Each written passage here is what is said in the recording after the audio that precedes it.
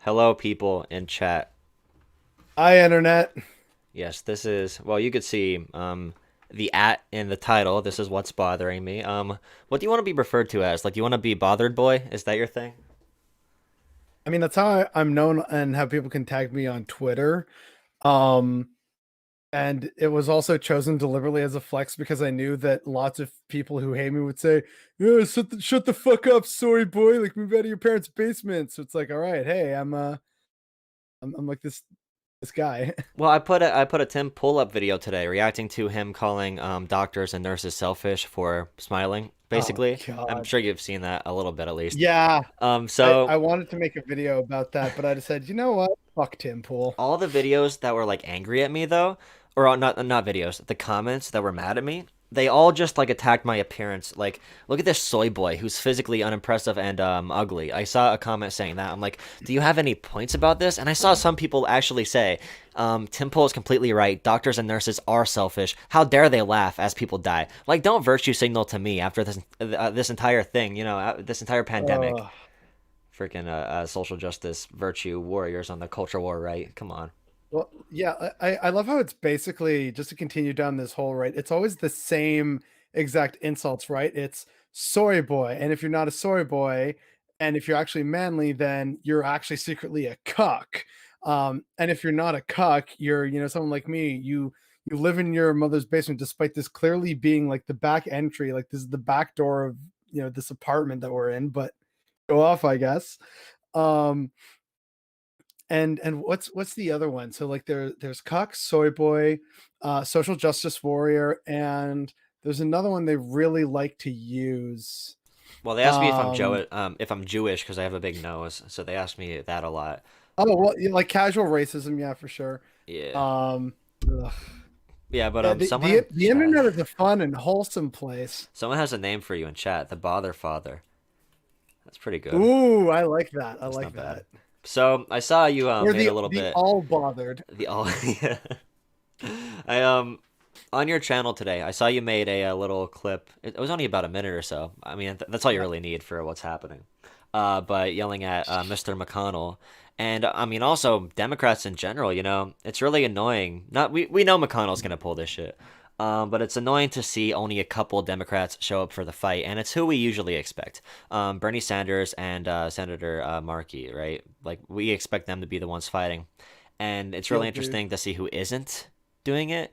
Like we don't see like Elizabeth Warren out there really on the front lines of this situation. Like there's some people like Joe Biden, for example. He came out on stage, didn't say anything about this $2,000 deal, which the $2,000 thing, by the way, is even in like mainstream America, this is by far the biggest story in the past like month of politics. And there's been some big stories. And Joe Biden hasn't said anything about it other than him walking away from the podium. Did you see that clip?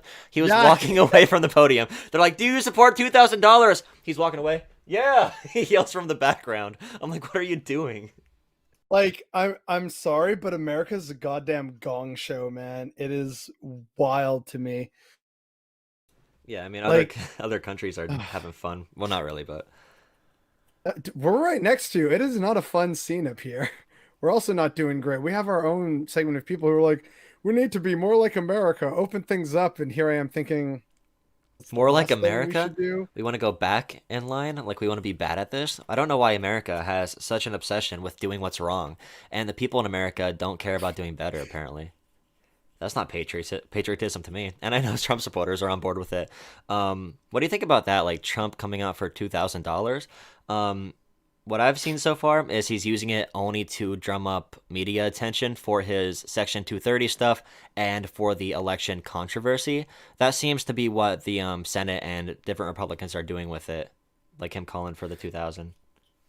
So here's the thing. Trump is a political bellwether. He will go wherever he thinks he can get the most ground. That's why sometimes Trump will say he's going to do something progressive, but then if the data comes in or if he sees on social media lots of his base are either in support of it or not in support of it, then he's like, okay, well, never mind. I'm going to change my mind. Right now, it seems like what's happening is it's partially that, but it's also a fight for control of the Republican Party. Right now, Trump wants to either kind of be king of the Republicans from Twitter after he is forced to leave the White House, which is part of why he's made all this trouble and spectacle to show, hey, what kind of power can I have, albeit indirectly. Mitch McConnell, on the other hand, is one of the most powerful politicians, not just in Washington, but in the world. And so if he can have his vision of returning to a more, Bush Cheney level of terrible Republican Party, that's what he wants to do. That's why the battle lines have fallen the way they are, because Trump just wants to do what he thinks will be of the best political benefit to him. Mitch McConnell wants to do what he thinks is best for what he thinks the Republican Party should do, because he wants to be the kingmaker. Yeah, and McConnell does enjoy solid, like, liberal democracy as well. He doesn't want to go too far to, like, populism, for example, like illiberalism. It seems like Donald Trump is a toy they've been using, like a tool they've been using to gain power in the Republican Party, not by choice, but the Republicans had to kind of go with Trump at this point. But Trump has grown more powerful than they can control right now. So I don't think they really know how to manage it. They're trying to, and I think McConnell made the best political move he could in this situation. He essentially said, we are going to keep on looking into the $2,000, but only if we do the Section 230. And what's the third issue? It was Section 230 and what was the other thing it was tied to? Like military spending or something like that. Yeah, it may have been military spending. Somebody in chat might know. What exactly were they talking about? It was two like specific proposals. Yeah, I think this will say it right here. Oh yeah, the election fraud stuff. They want Democrats to get on board with redoing the election as well. They want a commission to study election fraud. So those are the two things they're pushing for, which I think is smart because it kind of like for the Senate race. He's like, we are supporting Trump and also not. And Perdue and Loeffler, by the way, came out for $2,000 checks. So. Gee, it's almost like their Senate seats are at serious risk. Funny that. Yeah, grabbing political power. And, it's really heartwarming and heartbreaking at the same time to see Bernie Sanders out there for like the 50th year in a row doing this, standing up there saying, you know what, I will be the person to stand up for Americans. And I really want to drive this point home to people when I talk to them about what's happening, because many people who are like in the center are seeing this as Donald Trump making a stand, because that was really public what Donald Trump did. But I want people to know Donald Trump is only doing this for political power. And I'm talking to like regular Democrats, regular Republicans.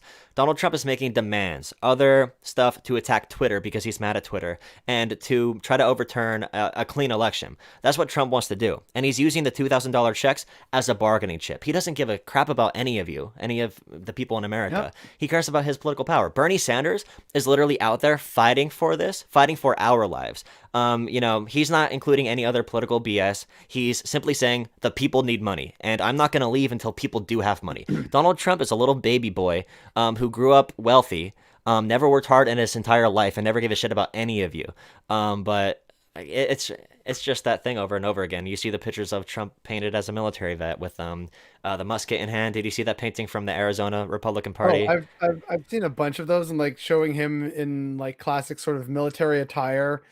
I'm thinking, I've worn a uniform more than Donald Trump, and that's not saying much. Like, that's the man should not be celebrated, but it shows that they're so desperate for this idealized version of what they imagine a great leader to be, that they have to Photoshop this throughout all these years of the Trump presidency to try and make themselves feel better about this orange racist shyster who occupies the White House.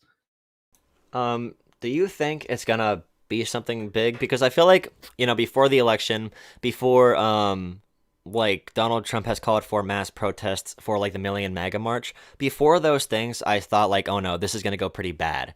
But like this January 6th thing that Trump is really pushing for, this big riot in DC to prevent the Electoral College from the votes from being counted, because Pence has to open up the envelope and count them, I think. And he wants to stop that process or pressure the process. And this is another instance where I'm like, okay, can this go really, really wrong? We saw these 5G trucks, this RV blow up in Tennessee. Is that like a precursor, or was it like a standalone event? I don't know what to expect, honestly. So, all right, here's the thing, right? I'm glad you touched on the Nashville truck because a couple things about that. And self-insert for my channel here. 2 weeks ago, I made a video about how we should maybe be taking the terroristic threats on Parler more seriously when people there were saying we need 10,000 Timothy McVeighs. And now we have at least one of them in Nashville. So that to me was I hate being right sometimes, but there it fucking is. My fear is that there's going to be people who try and do that or will try and bomb or attack, or like obstruct a plane full of electors. Um, I don't know how America's system fully works in this regard, but I would assume that because Joe Biden is president elect, they can't really change the results of the electors. It's just a ceremonial thing to confirm, like, oh yeah, it's a thing, right? But given the MAGA crowd, they won't likely give a shit about that. I don't know if Donald Trump has said anything more to the Proud Boys, those noble piss babies, but Was that a true story? That he had a Proud Boys leader up at the White House. Was that true? I I saw it a have couple weeks ago. I have no idea. I haven't heard much since, so that leads me to believe it's probably not true. Okay. But if it were true, it's not surprising. And I'm concerned because what has happened since telling them to stand down and stand by? Like, what's going on? Is that going to tie into That's January really 6th in some specific way? language too. Like when he did say that, it wasn't a big enough story. Like if you say something like he used the words often, retribution. Like using that word alone is something to be scared about. That verbiage is serious. And stand back and stand by. That stuff is super. Oh my god, that is leading down to a very specific path. And he's doing this architecture executive action to make sure architecture is more similar to ancient Rome or whatever than to modern architecture. Denying that, like this is straight like dog whistling. And I don't know if people understand. Like all it takes is 10 people to do this RV thing in crowded cities for the entire country to freak out. Like, if you had like 5,000 crazy people in a country of 340 million, that's a force that really can't be controlled. These people are hidden. These people are, the intelligence agencies. I know people don't love those on the left, but they're going to be the last stand between them creating that mass chaos and it actually happening. And I'm sure there's a ton of people right now that we don't even know about because they, stomp them out before they actually do something around the entire country. And oh, thank you for the chat, Ben. I don't know. Bernie is expending a lot of political capital. Are we sure now is the time for Bernie to do this? Okay, so the difference between something like this and say something like force the vote with that Medicare for all forcing vote thing and the political capital I talk about there. This issue right now is something like 90%. I think the polling literally said 90% of Americans agree on wholeheartedly. And this is someone who is railing against the system on an issue everybody agrees is wrong. Bernie Sanders is gaining so much political capital with actual people. I don't care if he's causing issues to people in Washington. The thing I don't like is if you go out on a ledge and create these same issues with a policy that isn't going to be powerful, that isn't going to actually move people, that people don't actually care about, that isn't worth expending that political capital when it comes to Washington connections. But right now, this is when you have to stand up and get that populist energy, get that populist power. So there's like, I was watching a bunch of Michael Brooks clips today of him talking about like populist people on the left who don't like to really be very, don't like to think through it. They'd rather act on like, this is right, this is principled, this is emotion. And I was really thinking about this today, the different kinds of political capital and when you use it and when you don't use it. But this is definitely a time when Bernie Sanders should be taking a stand. This is something people remember. People know Bernie Sanders is out there fighting. I saw comments from people I know saying, I can't believe I agree with Bernie Sanders and AOC right now. I'm gonna stop yelling at them as much and consider what they're saying. So this is what, like, this is 100% right, and I'm sure you, I'm assuming you agree, bothered boy. Well, okay. So here's the thing. And now you can call me bothered boy. What's bothering me today? Whatever feels more comfortable to you. It's Bother fine. father, the all bother. I love it.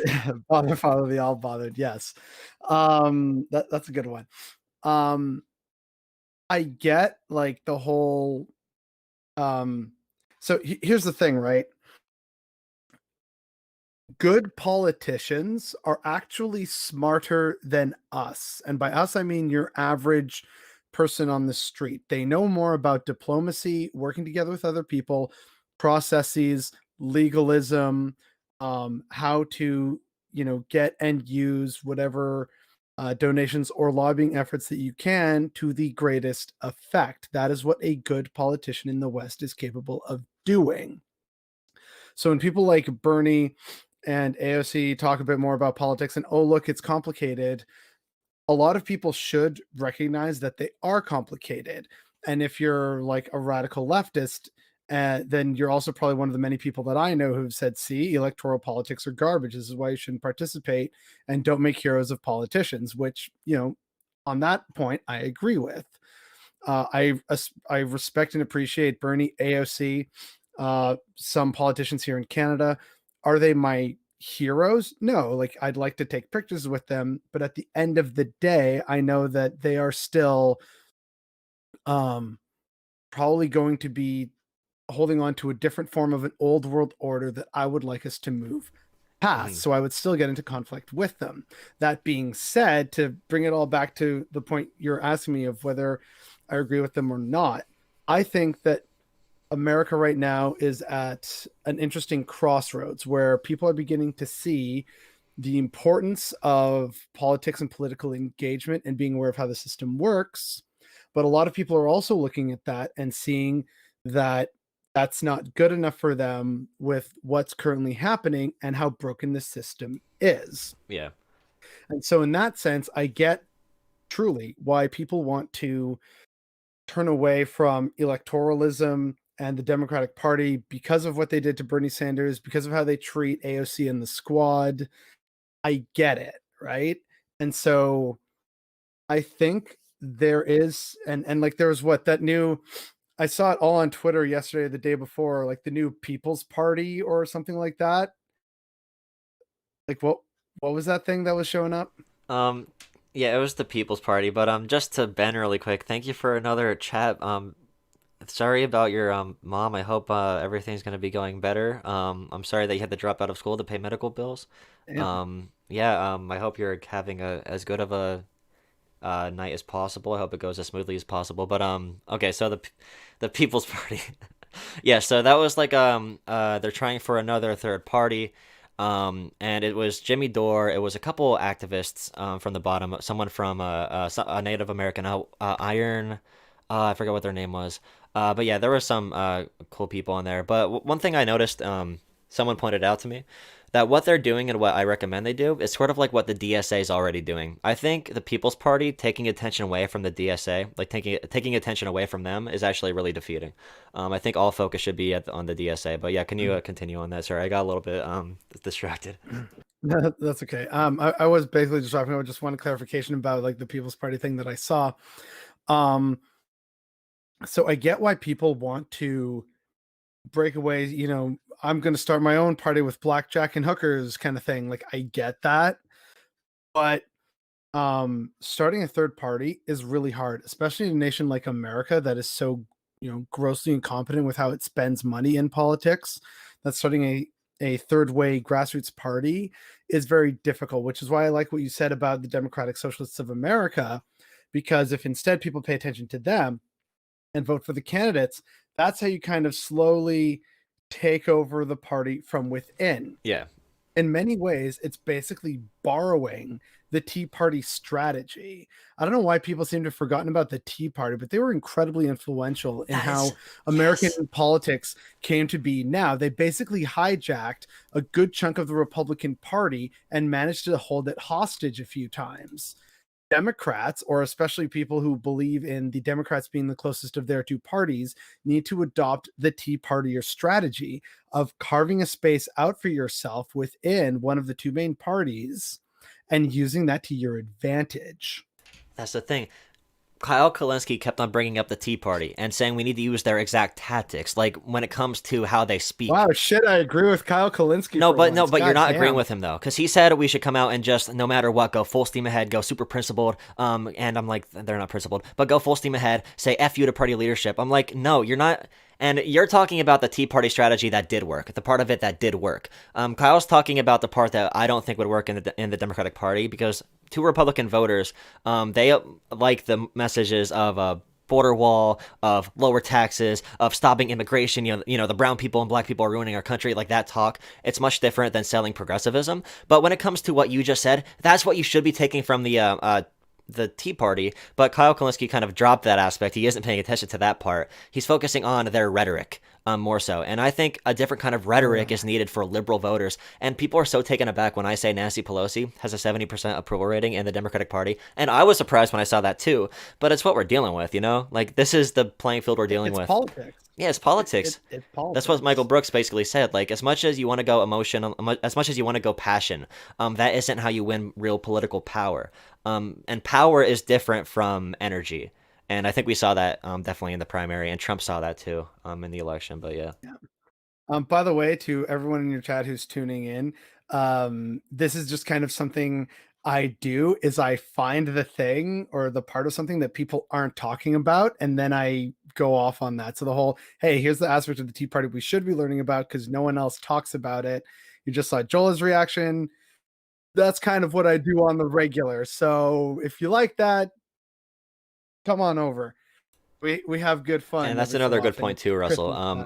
The Republican ideology is essentially to go back and to do the opposite of things. Like, it's to do nothing. Democrats actually try to find solutions to problems. So we have like Medicare for All, we have expanding the ACA, we have the regular ACA for healthcare. Maybe somebody wants a more Australian model. We have a ton of different ways to get to our goals when you're a Democrat. So it does make power harder to consolidate in the party. When Republicans, it's like, okay, let's go backwards and shut down everything we're trying to do, and don't spend money on anything but the military, and run huge budget deficits anyway, and still complain about the budget when Democrats try to help actual people, like frickin' Rand Paul right now, the guy who signed the $2 trillion tax bill that added $1 trillion to the deficit, is now complaining about the deficit when talking about giving people money. Oh my god. Oh, okay. Yeah. It's and actually, okay, that's a really good segue because the whole deficit spending thing also came up here in Canada a while ago, like back in summer basically, and the universal reaction from people on the street was, who actually gives a fuck? It was a necessary expenditure to save lives, you goddamn idiots. And then they promptly shut up about it. So maybe, you guys in America with all your mad as hell anger and everything should just maybe, do something like that and tell these people to shut up. You can also literally like protest outside of Mitch McConnell's home, his office, blow up his cell phone, his office line. I think his wife's number is out there somewhere. You can also call and just say, hey, your husband's a son of a bitch. Like, there's lots of ways to harness anger and let the politicians hear you and be reminded that they work for you, or at least they're supposed to. Yeah. And if they don't, you are not, quote unquote, civilized enough to just shake their hand, nod, and move on to the next political fight. Sometimes politicians need to be reminded of our barbarity. Yeah, and don't use that anger to attack already progressive politicians who we know are trying their best to work in a certain direction, and accuse them of being corporate sellouts. But yeah, and also obviously that argument, Britannic, thank you for bringing that up. The Tea Party was backed by the Koch brothers and big money, so that makes their ideas easier to take hold as well. So yeah, that too. Yeah. Okay, do you want to get into the topic of 2020 now? In general, yeah. I don't know if Chad heard, but we also had a bit of a moment where you thought the fires in Australia were 2019, but it's like, no, this year started with a bang. It was literally, here's like terrible forest fires, like unprecedented in Australia. And then 3 days later, World War III was trending because, hey, surprise, we might go to war with Iran. And all of a sudden, people were just like, oh my God, this year's off to a crazy start. And little did we fucking know how bad it was gonna get.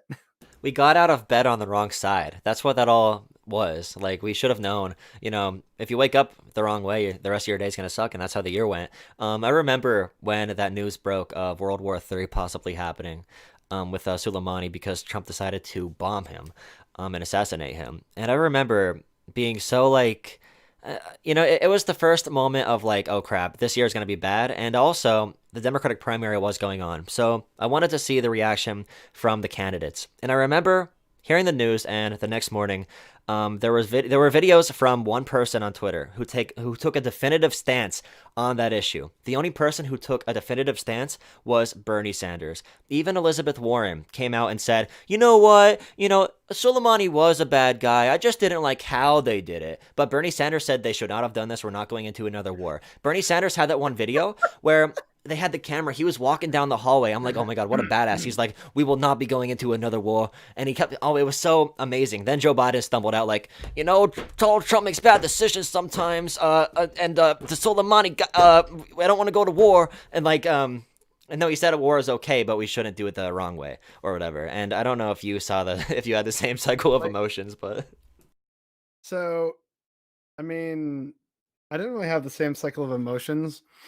I just, because again, up here in Canada, whenever we hear that America's about to go to war, our version of that conversation is thus. Oh, America's going to go to war. Oh, fuck. Does that mean we have to go to? Oh, please. No, let there be a way out. And then it's like, okay, is it justified? Is it not? So, like, back in the day, Vietnam, not justified. We're not getting in on that. First Gulf War, this is a good just war. Okay, we're in. We're with America. Oh, Afghanistan, we got your back because of 9/11. Never forget, bro. Like, so we went there. But the whole fake WMDs thing in Iraq, it's like, yeah, no. So we're just gonna stay in Afghanistan. You guys go have fun in the other parts of the Middle East.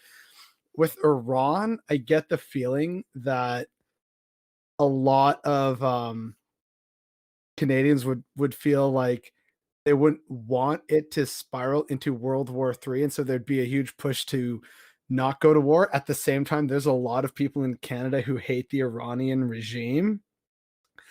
So that's kind of an issue. But that was my angle for it. It wasn't about what the Democrats and the Republicans were saying. It was more about, oh fuck, if this happens, does that mean we have to go into another Middle Eastern war alongside America? Like, really? Is this our thing now? Like, oh God. But I'm glad you touched on the point of the Democrats are saying, look, I didn't hate that they did it. It's how they did it, which just really adds to that meme of, it's like a giant B-52 bomber or something like that. And it's dropping bombs, on the regular. And it's like, yeah, Republicans. And then Democrats, it had like the LGBT flag and like hashtag BLM on the side of the fuselage. Like, yeah, here's your foreign policy. It's just, look, like those 10 children, it was an unfortunate accident, but we had to take them out. Like, that's how the Democrats would be, whereas the Republicans would say, yeah, you know what? Fuck them kids. Like, that's the only difference. At the end of the day, 10 kids are dead. Like, Yeah. But how did we do it? We should have done it. You should have, been asking around first. Maybe. Yeah, I don't know. It was really interesting. All if right. it makes them feel any better, Makes you potentially in the feel alternate better. timeline, the world's first female president would have pressed the button on killing Soleimani and maybe risking World War III. So, Oh, I'm sorry, Jeff. yay! Oh, Jeff in chat. I'm sorry that you were born with stupid. I'm sorry. I didn't realize Oh, that was a what's condition. this? Jeff in chat said something really dumb. I'm sorry that he was born like that. I'm sorry. You might be able to find tutoring if you Google something at all, and maybe read some words on a book. Maybe listen to somebody with some higher IQ. I assume that you are here for like hate reasons. You don't want to be here. But I'm happy that you are. Maybe you'll learn something about the world. But yeah, Bernie should name more post offices on top of his 5,000 million other things he's doing. Thank you, for participating in this conversation and this chat. Okay. Let's fill out like a timeline for the year really quick. So we started off with the huge Yeah, forest fires, the fire tornadoes, um, and in then we Australia. had Yeah, threats of World War III. threats of World War Three. Um, Yeah, the oh, Democratic actually, primary wave up and down with Bernie. That was so sad. Bernie winning. Well, Iowa initially took 2,000 years to count, which is probably purposely, to make sure Bernie Sanders didn't get that big media boost. The only power of Iowa is the media coverage and the momentum factor, and they ruined that. New Hampshire, yeah, like, yeah, I remember that news coming out recently about the DNC just once again proving how terrible they are. and how they're the ones who screwed up Iowa. But I have a great idea for how we can sort of ease ourselves into 2020 year in review. I got this video. I'm gonna try and post it in our little chat here real quick. Oh wait, no, I don't know how to do that on Discord because Discord's weird. I'm just gonna like drop links here offline or drop links during stream. Okay, because I was muted. I'm sorry. Don't tell me I'm muted in chat. Don't. I know I'm muted. I always forget. Don't tell me. so we should watch this together, 2020, but it's set to Mr. Blue Sky, and it's basically like all the terribleness of 2020, but it's very American centric. So some of the international stuff, and you can just watch the regular goodness All on right. chat. Your chat can hopefully enjoy it because it is pretty solid. It got a good chuckle out of me. All right. Who said AOC's feet? Oh Scary. god. Side note, I love how many people have like hate boners for AOC. So many people on the right are just Yeah. I've. Oh my god. I had a friend come up to me. Mr. Okay, this is another name. Like instead of Mr. Rogers, Mr. Bothers doesn't sound Canadian to me, but Mr. then again, I'm Bothers. Canadian. So, sorry I don't sound like a stereotypical person from Timmins, Ontario, but I am born and Age bred restricted Canadian. video. All right. Luckily, on stream ad revenue, you make like $1 per like 10,000 views, so I don't care about getting demonetized. Let's see. All right, I'm gonna play this. Let me get this on full screen. Actually, yeah. Do it. Come Do it. on, work, work, work. Okay, this is it. Capitalism. Well, all right, it should be on screen now. All right, I'll give you a little countdown for when I start it if you want to watch it again. I don't know. That's all good. All right, starting I in. was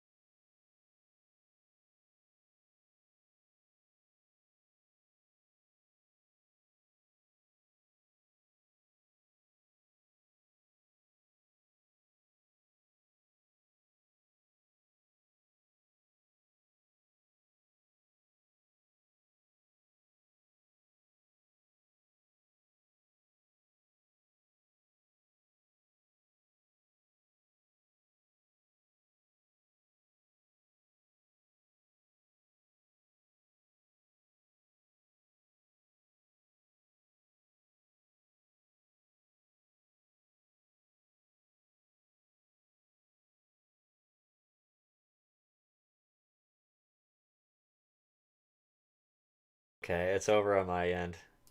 Yeah, that's a good one. Okay, let me get told back in ya. the shower really quick. All right, you're back on screen.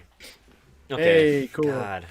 So yeah, like I said, very American focused. Yeah. But yeah, Jesus, what a goddamn year. Okay, let's make a comprehensive list. So, Australia fires. World War III almost starting. Kobe Bryant died, which was a pretty big news story. Bernie Sanders, the Iowa caucus went terribly. He still won. New Hampshire, he won. Blew out everybody in Nevada, and then Joe Biden got that Clyburn endorsement in South Carolina, and then Super Tuesday crushed all of our emotions. After that, Bernie and Biden had their final like showdown debate, which was really depressing. COVID just started at that point. If you remember, Bernie and Biden walked to each other and they had a little elbow bump. And now that would be considered crazy. The podiums were 6 feet apart. They walked right up next to each other and they did a little bump, which now would be insane. And looking back on it, it is insane. Then after Bernie officially lost and conceded, there were still votes. Actually, no, he didn't concede yet, right? Because there were still votes happening in different states, and Democratic leaders forced in-person voting during the Yeah, start of and the that's why pandemic. Bernie like decided at the end of the day to kind of like drop out and not actively campaign. He didn't want to risk, his life, the lives of his staffers and Americans, because Bernie fucking cares about you. Yeah, and right in that entire thing, the pandemic started right after we got crushed with that Bernie loss. The start of the pandemic was interesting because it looked like Donald Trump was taking it seriously when it comes to not his preparedness, but when it comes to every single day, Donald Trump was doing press conferences until he got yelled at by the big boys up top. Hey, Donald, stop being a little bad boy and ruining our money. The stock market's gonna fall. Once the stock market fell, Donald Trump flipped out. Stopped having the press conferences. He started having the conspiracy theories. He like a month before this new tweet. So a month prior, he said, we must destroy this invisible enemy. Then a month after that, he said, we cannot let the solution or we can't let the cure be worse than the disease or whatever. And after that tweet, I mean, it all went extremely downhill. I'm not sure if you saw that much up north.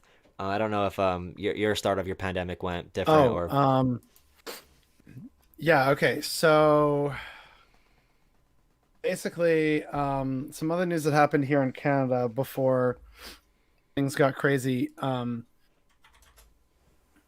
February, they were talking, there was like, some political stuff of, hey, what are some new policies that the government might introduce? Um, and also by February was when we're starting to hear about this, crazy new virus in the Wuhan shutdown. And I said, wait, they locked down an entire city. What the fuck's going on? And then there's this new disease and it's fucking everywhere. And I was like, oh my God. So what ends up happening is Canada begins to restrict travel. It's not completely closed, but they definitely restrict a lot of travel. It's okay. Like if you're Canadian overseas, come home, prepare for, being here for a while.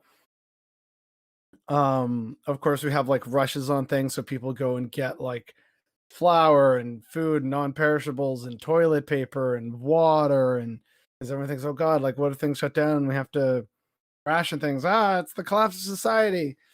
Um, So there was some of that. I'm pretty sure gun sales spiked too. And people kind of were freaking out for a bit. And then Justin Trudeau, our prime minister, showed up, doing these daily press conferences. Other parties in the government, because he only has a minority government, other parties, were showing up and sort of critiquing him, but they didn't want to have an election in the middle of a pandemic. And this is where the leader of Canada's most progressive party, the NDP, this is when the leader starts to kind of shine a little bit more. His name's Jagmeet Singh. He's a proud Sikh man, and he's like super fashionable. He usually wears an orange turban, but he has changing colors on it all the time. And he starts to call for certain policies, like, hey, this is why we need 10 days paid sick leave for all workers, whether they're in a union or not. And we need to like nationalize long-term care homes, which is a big like controversial issue up here. He called for the expansion of Medicare and also pharmacare. He and his party were also those who were really advocating for It was the government, like it was the government who did the $2,000 a month that we got up here called the CERB, the CERB. But that was actually initially very limited in terms of who could qualify. Jagmeet Singh in the NDP got those other concessions for even more workers to qualify from the Canadian government. And they were also the ones who said that the Canadian government should do what was also called the CEWS, or the emergency wage subsidy. So this allowed other companies to continue to hire or keep on their employees at a subsidized rate to help keep unemployment numbers fairly low. And they also argued that there should be, like, obviously not $2,000 a month, but there should still be a student benefit. And they actually wanted more than what the government ended up giving. So unfortunately, we're in this situation where a lot of things happened under the Liberal government. They're saying, look at all these great ways we've helped Canadians. But really, it was the NDP here, our progressive party, or what comes closest to a progressive party, were the ones meaningfully calling for and getting change and concessions out of our Liberal government.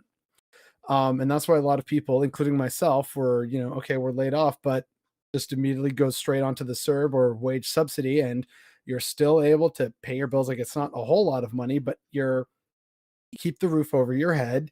You get to be safe and secure. You don't have to think about it too much. But now there's, of course, some anxiety because some people applied when they shouldn't have, or double dipped, and so now, like, they're in trouble with the CRA, the Canada Revenue Agency. Everyone's worried about taxes and stuff. So it's become a bit of a gong show, which is why now, up in Canada, the big sort of policy debates now are, people still want electoral reform because they're tired of the Liberals just not doing enough. And they also want things like a universal basic income, and they also want like pharmacare, like better healthcare, things like that. So in that sense, the pandemic has been good in Canada for pushing a lot more people to talk about these issues, and there's increasing support for these issues. And then we look at how things were handled in the States, and we're very glad we shut down our borders in like April or something like that. Um, the start of the pandemic was really like a zombie movie for the people around where I'm from, and I think for a lot of people, because you don't know what's going on. I actually heard about the pandemic's beginnings in January. I was paying attention to that. I wish I made a video on it. I was about to make a video on that pandemic and say we should use this argument, like, for pandemics we need Medicare for all so people aren't scared to get tested, and we need Medicare for all to be more pandemic proof and to have a better healthcare system. And I never made that video in January, and I really regret it, because Damn. right now I could be like, I knew it, I knew we needed it, I knew it was going to happen, I knew the pandemic was going to happen. But so many people were so scared at the beginning. Walking to the grocery store, nobody was in there, but there was no paper towel, no toilet paper. Walking through there felt surreal. I didn't know what was happening. I got sent home from school. The big tipping point to where I knew it was going to be a big problem was, one, because my well-connected political science professor said, like, okay, this is going to be bad, and I knew that he knows what he's talking about. But also, when the one NBA player got it, Rudy Gobert, got the COVID virus, the coronavirus, COVID virus, because COVID is the actual disease. But he actually got it. And at that point, the NBA shut down completely. And I'm like, oh no, this is going to be pretty scary. So I go home. And then, like, it is such a weird experience, going through this entire process and seeing how people really cared at the beginning when no one was dying. And now we have COVID becoming the number one cause of death in America, and people simply seem to not care. It really is just being desensitized. It just doesn't matter.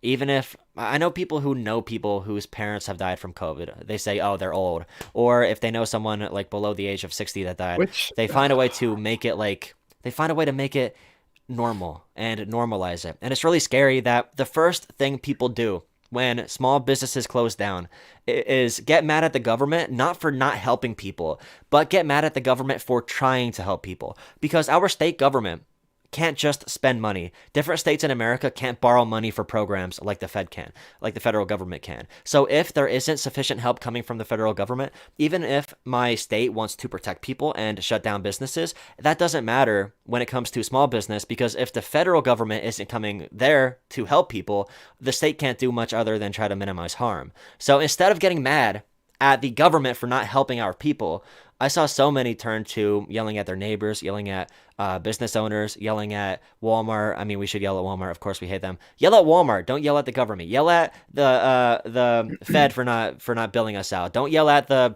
people in government locally. You know what I mean? Like, people always misdirect their anger, and don't use To expand on that, their sympathy in the worst times. to expand on something you touched there, I remember seeing early on in the pandemic and people saying, you got to shut down, got to shut down, got to keep it all shut down. And there were people saying, I can't afford to do that. Like, I'll try and be safe as I can. I remember seeing this really, it was a video that made me very conflicted. It was like a nail salon owner somewhere in America. Your country's so vast, I can't remember where. And she's showing, look, we got social distancing outside. Everyone disinfects. You have to sign in here. We take your temperature and your information for contact tracing. We wipe everything down. Like, it was a solid setup. And yet they still had to keep shutting her down. And of course, there were lots of angry people that are trying to defend her. And it's one of those terrible situations where neither side is actually in the wrong.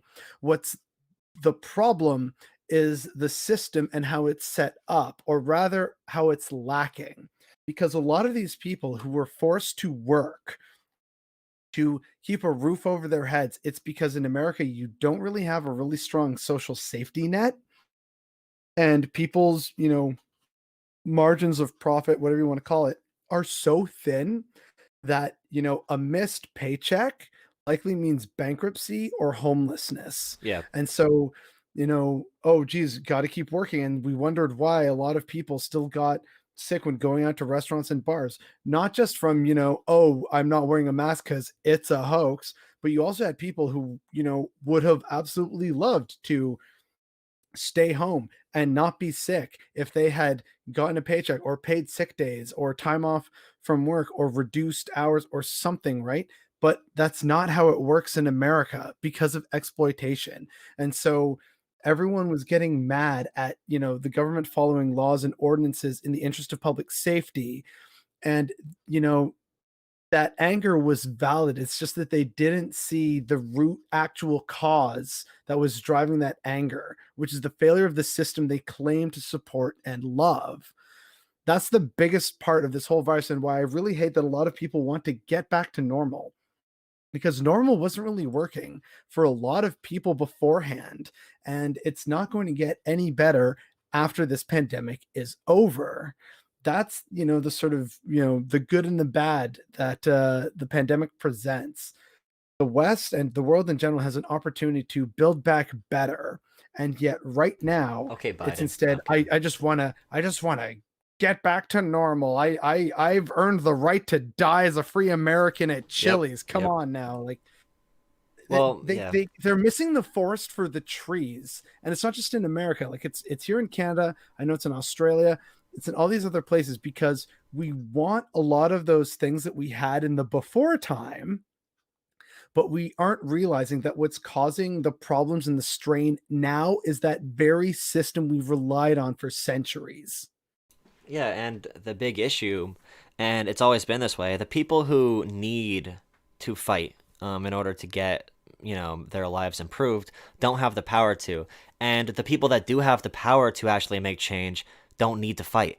And that's a big issue we always come across. It's always the privileged people holding us back. If they stood up for the little guy, it would be so much easier for them at the bottom. But even at the bottom here, I'm starting to challenge people when they bring up some bullshit, petty social media story about, a conservative talking point. Tim Pool, like, I know a lot of people watch him, so what he says does matter, and this is a thing reciprocated. He literally said small business owners should be mad at nurses. He said small business owners should be mad at nurses. And it's not funny because actual people think like this. So when someone brings up a stupid culture war issue to me, I literally say to them now, if you don't give a shit about your lives in this community, stop talking to me. I want to talk to people who actually want to improve things. I don't give a shit about these petty issues. And you pull the card, you pull the populist card. I don't give a shit about these petty issues that the people at top want us arguing over. Over and over again, we always argue over these issues instead of helping people that are in the same place as we are. And I'm starting to challenge people in a good way. Like, you can't just call people stupid; they won't listen to that. But if you challenge, them from a basis of what they, because I'm pretty sure most people think they're fighting for their livelihood if they're fighting a culture war battle. But I've been challenging people to think bigger, and to think like you said. Don't just go back to normal. We can do so much more. And in America, we have a lot of arguing power when it comes to what Europe's doing for the pandemic, what's happening in Canada with the 2,000 a month. That's so much different from America. Like, the mass furlough programs in Europe would have done so great in America. But we refused to do that. Instead, we let people fall on unemployment, and we had shitty ass PPP loans that didn't even work. So yeah. You know what I find, just like as a side note, before I want to touch on something else about the year in review, which this kind of leads into. But one of the wildest things to me as a Canadian is Americans love to talk about their guns and the Second Amendment, and they bring them to like rallies and crap like that. Like, people are always staying strapped at some of these rallies, and they're making big shows of it. I don't understand if this is what, the Second Amendment is for, to safeguard against tyranny and all this stuff, and to basically demand better of your politicians. How is it that other nations with, where guns are not a right, have managed to have those things and America has not? You literally have the tool that you can use to hold your own government hostage and force things to happen. We've seen that certain authorities will turn a blind eye to at least right-wing radicals when they show up with rifles in a state fucking legislature. And you're telling me that, this nation that loves its guns and the Second Amendment and everything, you can't just literally go to the steps of the Senate and say, do shit. Like, actually get off your fucking asses and do shit. You're telling me you in America with all that power and firepower, you're telling me you can't do that?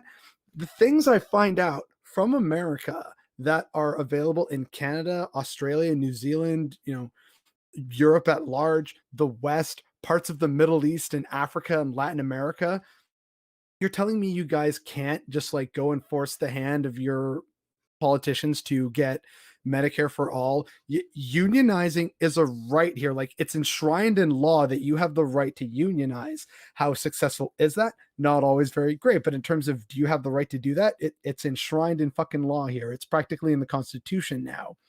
It's not, but like, some people want to argue that it should be. And yet I'm thinking, when I found out recently that in America, that's not a right that you guys have, that you have a right to unionize. It's like, you literally have guns. You can just like show up to Walmart headquarters and say, fucking pay people. Yeah, Like, but they're not mad at that's the what I government. don't understand. When people talk about using their Second Amendment rights, they mean against black people and Black Lives Matter and against immigrants. Like, that's all they talk about, And that's the segue I was looking for, because now we can talk about George Floyd and all that. Oh, yeah, oh my God. See, So I'm when good was at that? this. What month was that? That was May, I think. May. Oh my goodness.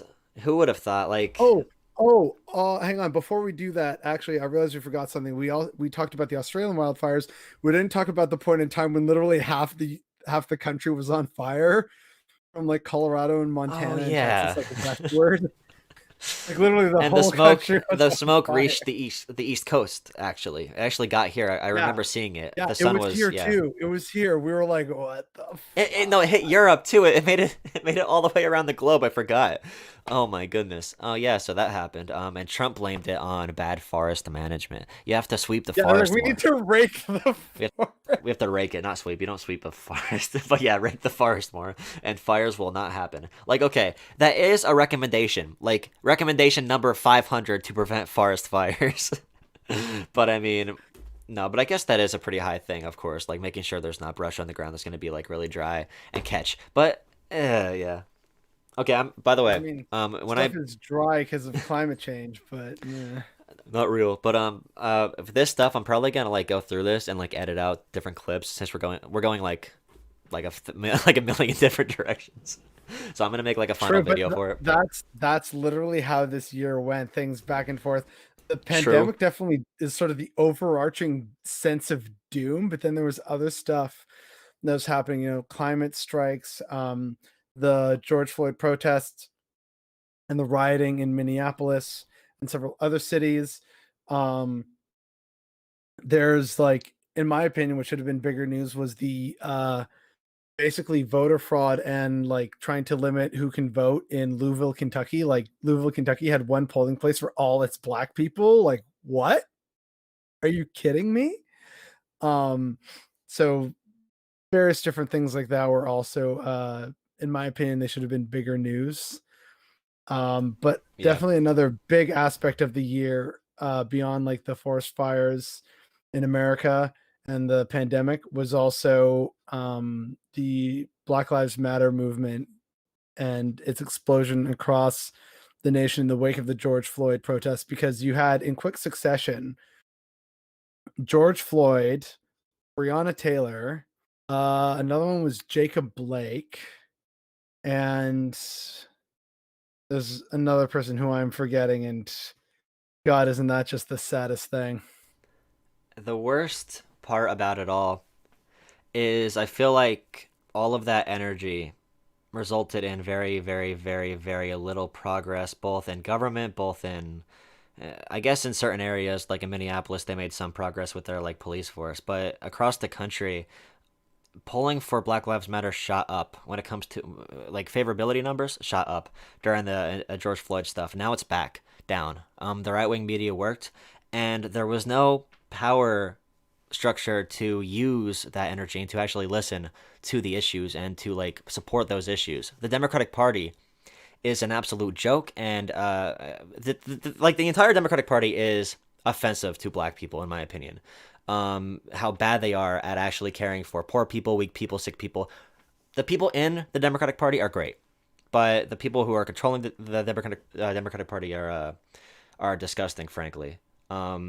I'm trying to think about one big, huge change or anything that really happened to change anything that caused these issues. And I feel like no matter what, we're gonna have the left wing mainstream media being heard. We're gonna have the right wing media being heard, but we're never gonna have like the truth being heard in any of these issues, unless if somebody did not have an actual sociology course in college. Yeah, I hit my microphone. I feel like they don't understand any of this yet. Like, there's no foundation there So for them to be receptive of what's happening, if that makes sense. I don't know. I can get where you're coming from. There is one thing I would like to add though, which is that there was meaningful change in one place, Detroit.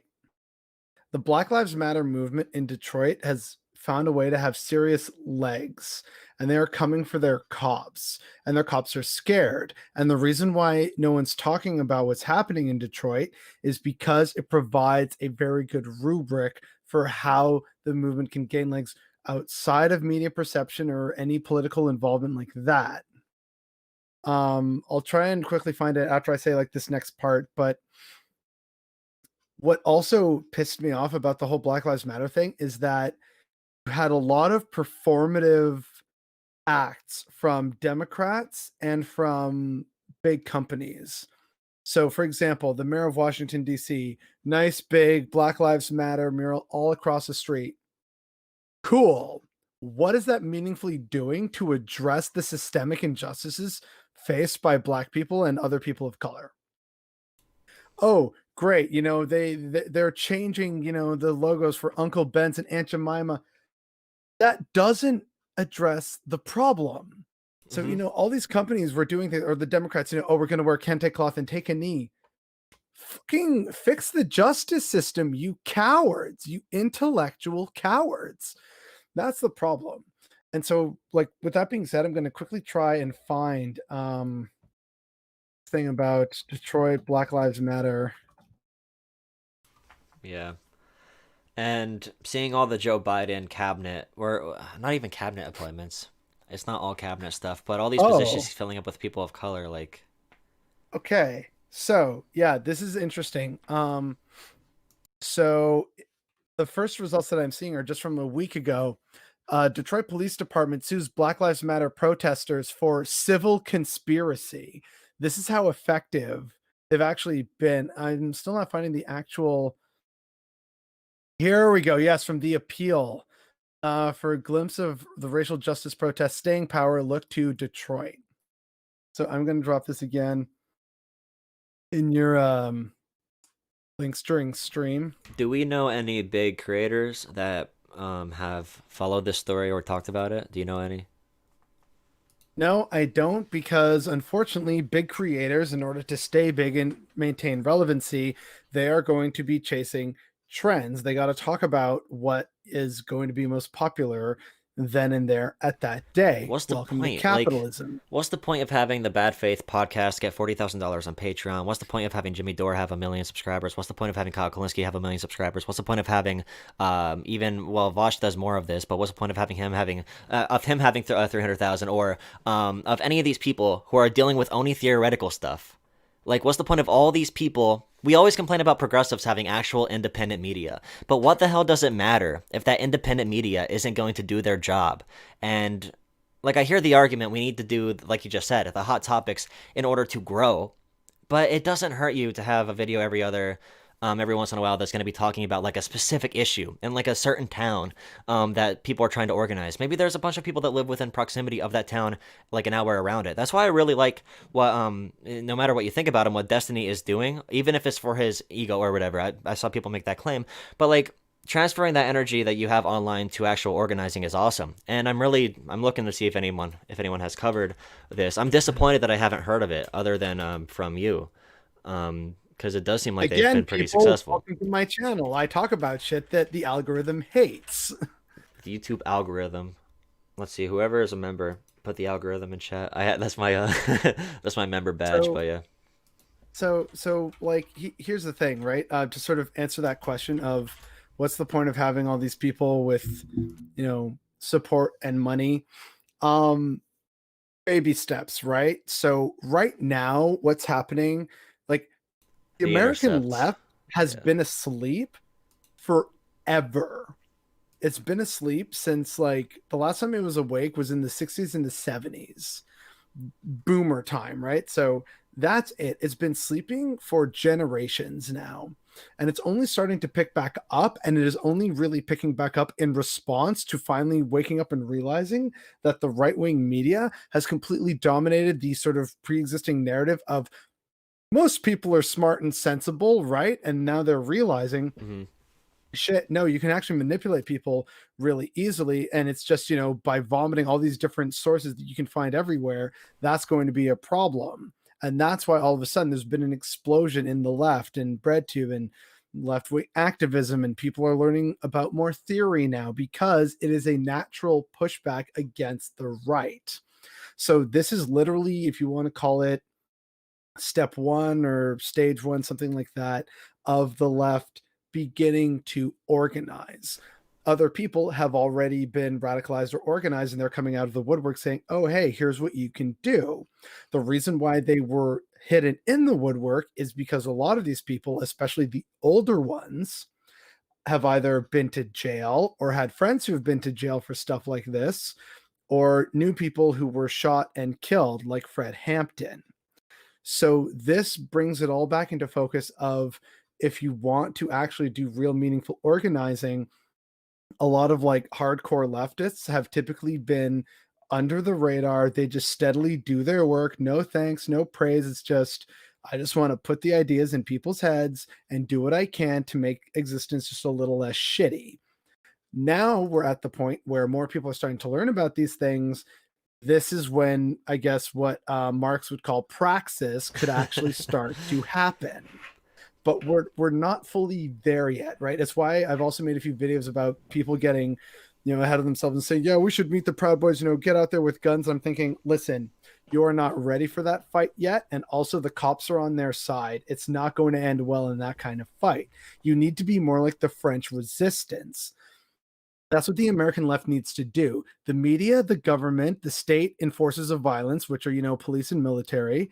And of course, there are, arms of supporters, the Back the Blue and like the Don't Tread on Me, like Proud Boys and Three Percenters and Oath Keepers and all these other crazies. They are all one block, and they right now have the power. They're the ones in charge of the regime. You have to fight the regime on a different set of terms, and you can't fight them out in the open. A resistance movement needs to get underway.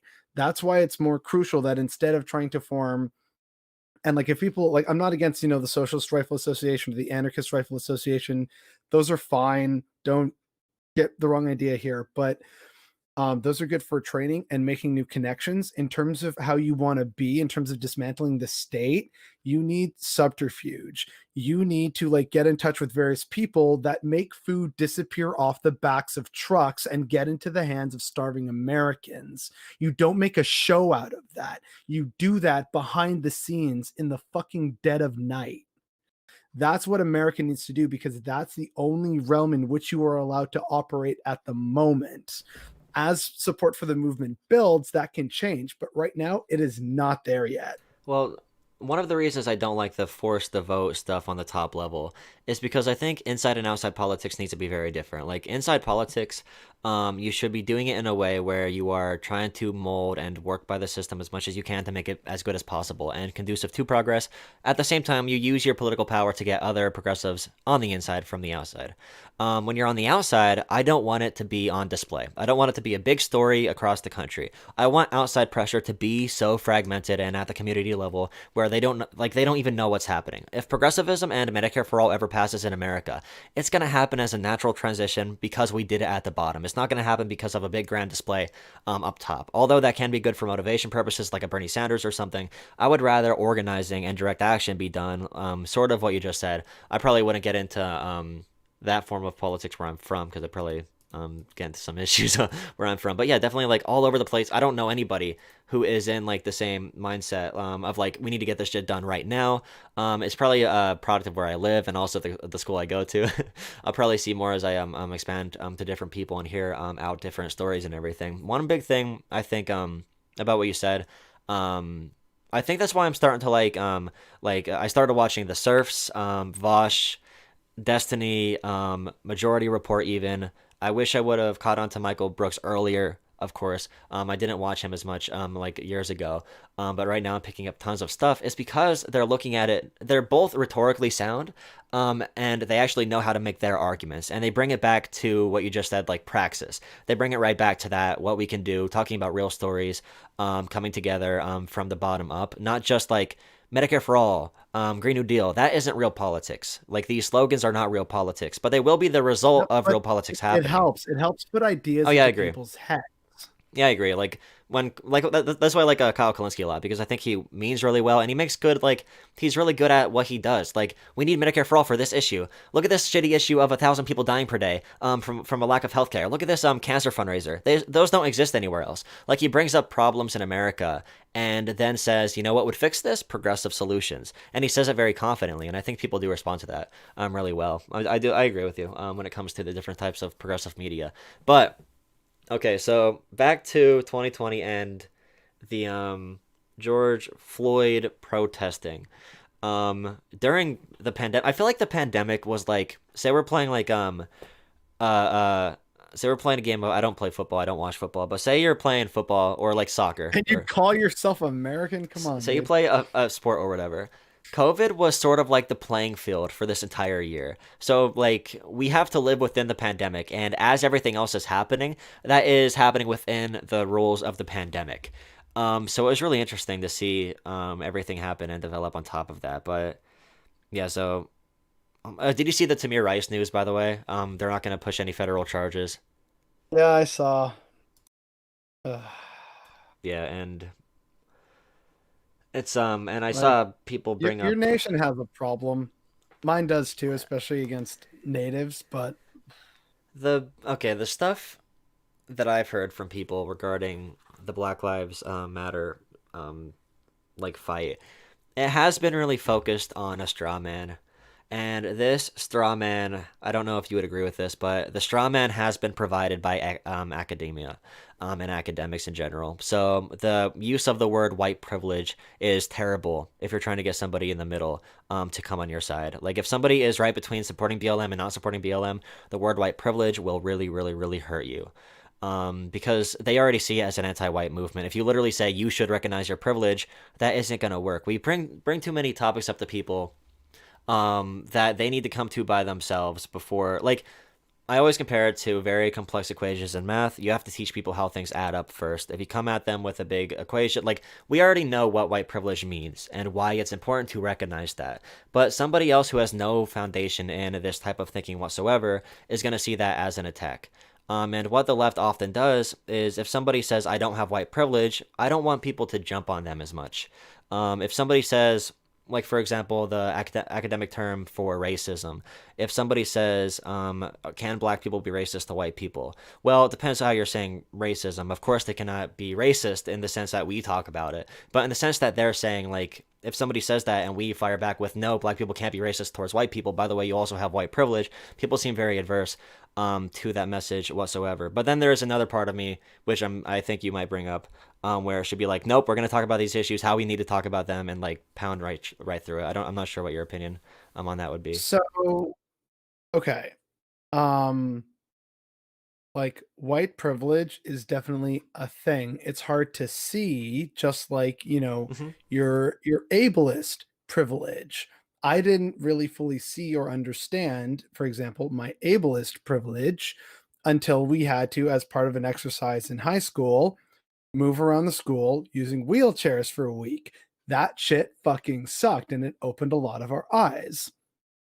Uh, my male privilege, when I found out that women had to pay for a lot of their sanitary products, they paid more, that they were more at risk of sexual and physical abuse, got way, worse comments and stuff directed to them, unwanted. Like sometimes it takes an outside perspective to finally get you to realize something.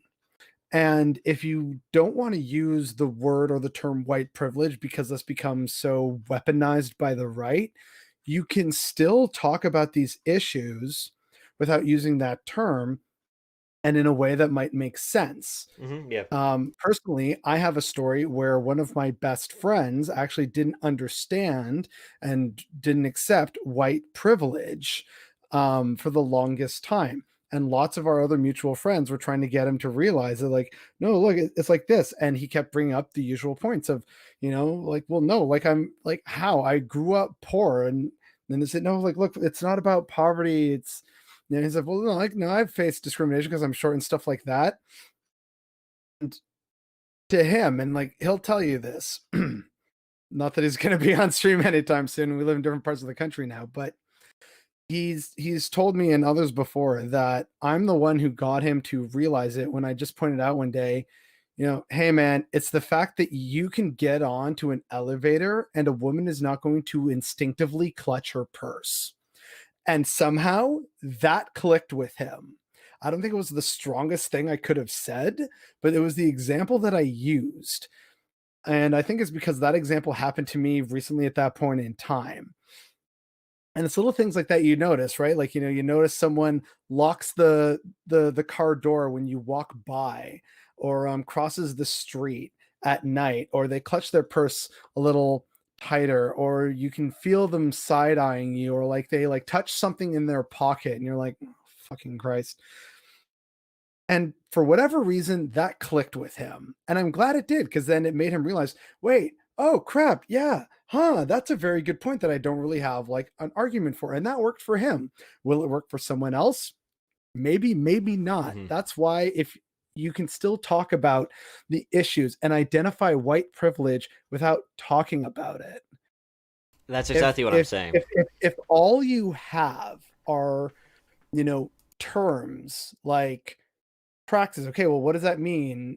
And then you say, well, it actually means showing solidarity with your comrades and doing direct action out in the world. Well, then why didn't you just say, like, direct action protesting, things like that. It's like, because it's a term and I'd like you to know the term. But if some people don't want to know those terms, if they are like the American right, the word socialism is like a big old scary boogeyman. So like if you can get Americans to like socialism, but you just call it Americanism or something like that, fucking fine. Great. That's amazing. But that's what needs to happen. And so like in terms of whether I agree with you or not about not mentioning white privilege, it absolutely needs to be brought up, but just bringing it up in a way that is going to force the other person to shut down is not the way to do it. You have to get a little creative with it. So That's like one of my you should favorite bring things. it up, but like be good with your words. Well, I I disagree say with the while making like term. a million grammatical errors. I say it's actually really funny. If somebody says like, "Oh, I bet you think I have white privilege," I'll be like, "I don't agree with any of that academic bullshit." What I'm saying is, and then I go into like, if you're black, you're less likely. This is an amazing study. If you're black, you're less likely to get a job than a white person with a felony. If you're black and have a very clean record, a completely clean record, companies will choose a white person with a felony over you. And that big study where if you have a black name, you're less likely to get hired than a white person name. If you have a white name, when it comes to 30% of black people start off in poverty, white people, 8% of white people start off in poverty, or whatever the numbers are now. I just bring up facts about it and try to disassociate with that like really politically loaded term because the right is good at demonizing these certain labels for it. And the big thing is like I'm 100% sure you've seen uh like a video of a conservative like Caitlyn Bennett, not her, she's too dumb to do this. But when they go into college campuses and they say to college kids like dumb snarky questions and they want them to answer in stupid ways. A college Do kid who you think doesn't like tampons should be in the boys' bathroom? a normal accepting college kid who isn't doing what like we're doing like a person in general who went to college and who is or not even went to college. I don't give a shit about college. It's stupid anyway. I'm getting a degree. I don't deserve it. It's stupid. I've done no work in the past 4 years. College is Okay. dumb. People who are outside of college or anybody who has been read up on these terms or understands these terms, if you're not trying to communicate with people, they might just be like, "Oh, you're a triggered feminist, SJW. You Soy think boy you're cuck. anti-racist. You're a You gotta, soy boy." gotta get those in. Yeah, they'll bring that stuff up, and the person will reply with, "You have white privilege, and black people can't be racist to white people." And by the way, there is privilege for men too over women. And then you bring up all that stuff, but they don't know how to like. You have to be able to like fight that battle because it is like a rhetoric is literally like a boxing match. And if you aren't like trying to do that and a conservative comes up, it's much easier for them to be rhetorically sound when going against your opinions than it is for you to be rhetorically sound when trying to like teach about these like higher um different terms for these different issues. And that's an issue people on the left have to deal with. It's going to be harder for us to sell people on what we're doing. It's a lot simpler. It's a lot more simple to do like, oh, just lower taxes. Oh, racism isn't real anymore. It's easier to do that, but Like, I can sort of see that. Still not sure how much I agree or disagree with it though. But for me, at the end of the day, like, just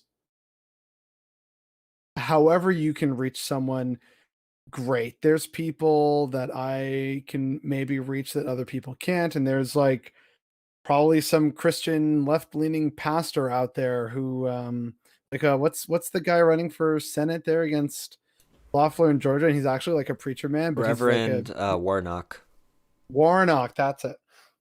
So there could be someone like Warnock who's able to reach out to people and make them realize, oh, you know what, that's really good because of the way he can put that message out there. So I just think that finding new ways or more creative ways of spreading the same good progressive ideas is a worthwhile venture for leftists wherever they are in the world, and to try and find local strategies that would work, right? Like I know a strategy that might work in parts of America wouldn't work in parts of Canada or Australia, right? Like it's got to be varied and nuanced. This is a fun question here. So, Social Oh, Eyes, dumb man, said What are conservatives, or they said, are conservatives wrong? And it got me thinking, what do I agree on conservatives? Okay, so what do I agree with conservatives on? Um, the values of hard work are inherently bad. They aren't bad. The things that conservatives don't realize is that it might be a lot harder for somebody to work. Like if you take a poor person and they work as hard as they humanly can, they'll never get to the same level that a person who was born into wealth who actively tried to destroy their own life. Their life. If you're born into wealth, you can literally do everything but end your own life, and you're going to be in a better position than that poor person. 99 out of 100 times, that poor person who worked their entire ass off. When it comes to hard work, I agree. People do need to work hard individually. Like that is something that is good for a society to understand, but it shouldn't be tied to this weird obsession with the Protestant work ethic, and that's just a cultural thing. But hard work, I agree. Like obviously, that's a thing you ask people to do.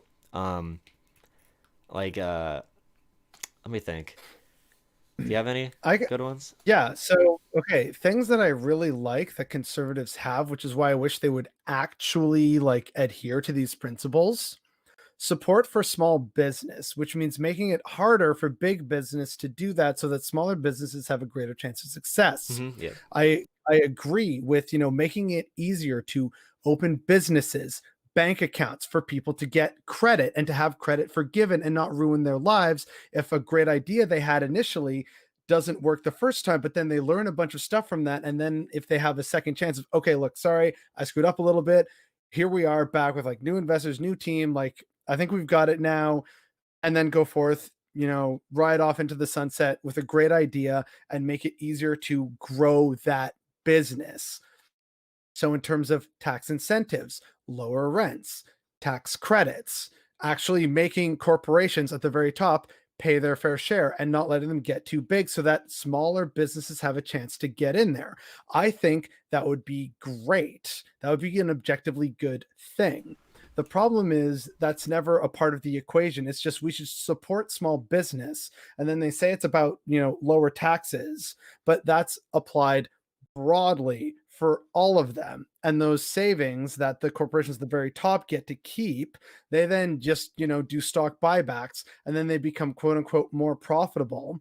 That allows them to then buy other smaller companies. Facebook didn't innovate. They bought other little things like Instagram, right? They didn't innovate something new for Instagram. It was, oh, Yep. this is a cool thing. So we're just going to buy that. And This is why Amazon. lots of these like incubators and startups, like while a good idea, have now just become like idea factories for mega corporations. They'll Exactly. they'll Yep. come up with an idea or an app, and then it's sold to someone at the very top. And so, an actual opportunity for a meaningful, small, localized business is not possible. That's why worker co-ops are way better at doing what conservatives like to think is possible with a small business thing. But that idea, like on top of hard work as a principle, like good, solid. I respect hard workers. I also respect farmers and truckers. And in fact, the smartest person I've ever met was a farmer from bumfuck nowhere, Ontario. And this whole idea of country bumpkins being dumb, bad people, and like we shouldn't listen to them, I fucking hate that. But before I get too far down that rabbit hole, I want to bring it back to the whole like other conservative ideas that I like of, making it easier for small businesses and just people to do business in general. I do also like the idea of personal responsibility from conservatives. I think that that is a really good thing for a lot of people to try and learn and reckon with. The problem is not a lot of people do that because how one interprets personal responsibility is a uniquely individual exercise. Some people will say, I'm proud of myself. I only had 2 slices of cake today, when like the personal responsibility would have been, I want the cake and I can buy the cake, but I'm not going to buy the cake, right? Like this, how you perceive that is so nebulous that it's a good idea, but how do you make a policy from that? I'm not sure. But as far as an idea, I like that. Another thing I actually like from conservatives is the idea of, we take care of our own around here. We care about our communities. We take care of our communities. These are good things. The problem is, how can you take care of your community when your community is under threat by outside forces? And this is why they love to talk about, we used to live in a nice neighborhood and now look, there's less jobs. The factory moved away. It's those damn immigrants and low workers around the world and illegal immigrants coming here, as opposed to no, the factory left Akron, Ohio because it was cheaper to make that shit in China. That's the problem. Like conservatives can have some really good ideas and like base operating principles, but then they can't see what then directly impacts and threatens those very good values and principles.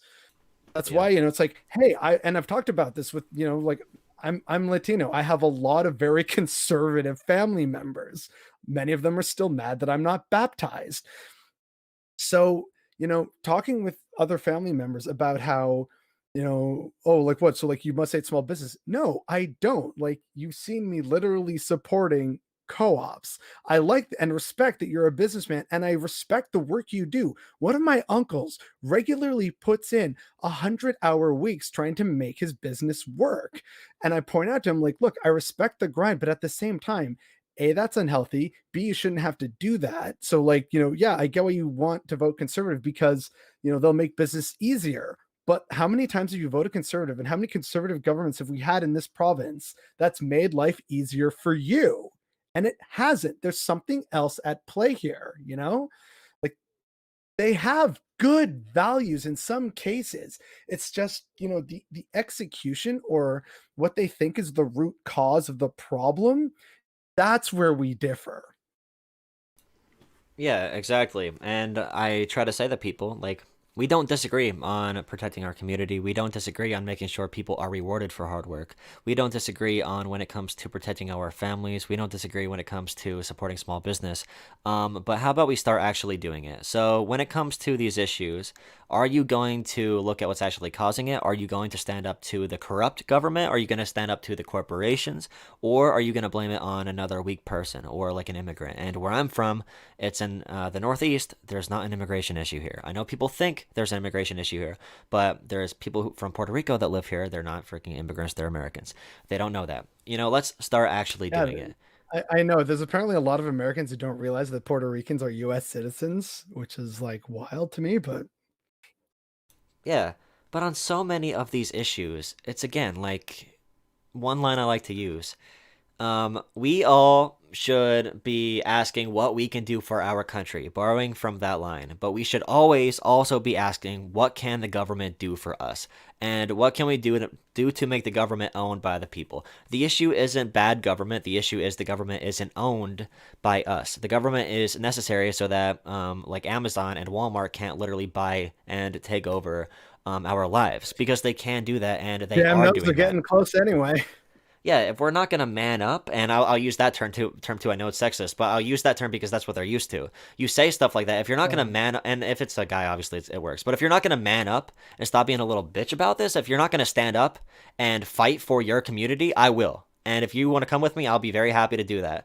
And I don't know if you would agree. Like, I feel like there's a certain challenge to like walk the line between like challenging their principle and also making them know that you support them in like a respectfully way. Like I feel like a lot of people I can talk to and they can respect what I'm saying.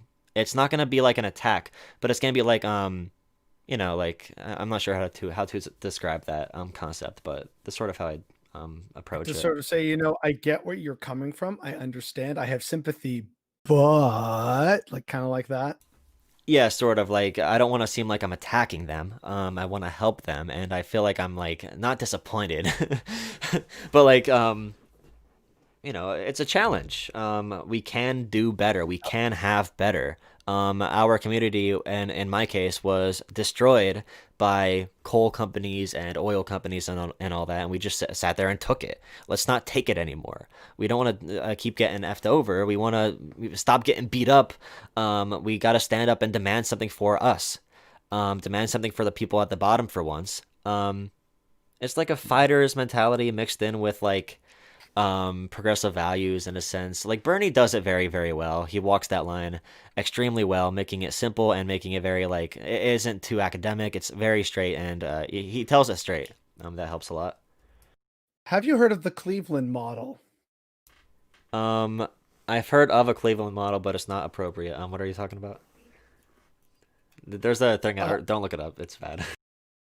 Someone in chat's gonna know what I'm talking What about, but the just hell? go, just Okay. go, just go. It's the thing from like second grade. Just go, just go. Say what it is. Okay, so the Cleveland model is a model for community renewal and reinvestment that is self-generating. Basically, in Cleveland, they recognized that they had a problem with people fleeing to the suburbs. Their economy was draining, which meant that they didn't have enough people to maintain their cities and things like that. So they started working on a sort of renewed system that works with what they call anchor institutions, which are institutions that won't leave your city under any circumstance because they really can't. So every city needs hospitals. Many cities have some kind of school or university. So these are what are considered anchor institutions, things that every city needs and has use for that are never going to go away, barring like total fucking disaster.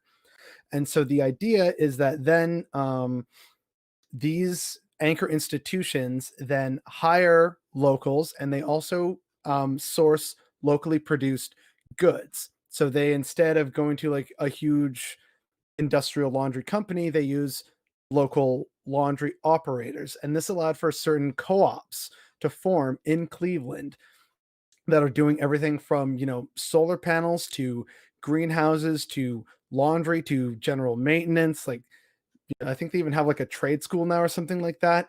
And it's meaningfully improving the lives of a lot of low income people in Cleveland. And it is starting to slowly but surely bring Cleveland back. And so people are hoping that in various ways, this can be a model that can be applied to other cities in the Rust Belt suffering from, the loss of steel jobs, coal jobs, auto industry jobs. Obviously, these would have to change and be different in certain ways, but the hope is that with, local leadership and organization, the Cleveland model could be a blueprint of sorts for various small cities and towns throughout the Rust Belt and various other impoverished parts of America to begin to sort of reclaim their cities. And they don't need a kind of outside savior or massive grant. It just kind of takes a new look at the system and makes certain promises with itself and with its community to reinvest in itself, and then slowly it starts to pick up again. How successful it will be in a few years, only time will tell. But I just wanted to bring it up because I think it's something really neat that's happening, and it's very much an American creation. One big thing also is at the community level, and I feel like talking only about these big federal flag line issues like Medicare for all and stuff really takes away from what you're talking about. The potential there is to wage real political power at local levels. For example, there was a big snowstorm where I'm from, and pretty much in all of the Northeast, and a community near mine. So usually for snow removal, they hire an outside contractor and spend $10,000 on a private business to come in and get all the snow out. Now they formulated their own public business, not a business, but their own public whatever organization or whatever, to take care of this instead. So they had city workers, they paid them a little bit more, they bought the equipment for them, and they did the job themselves. Instead of $10,000, we brought it back to the community level. So they brought it back to the actual people, and instead of $10,000 to remove the snow, it only costs $1,500. So $8,500 was saved, which is a lot for this really poor community.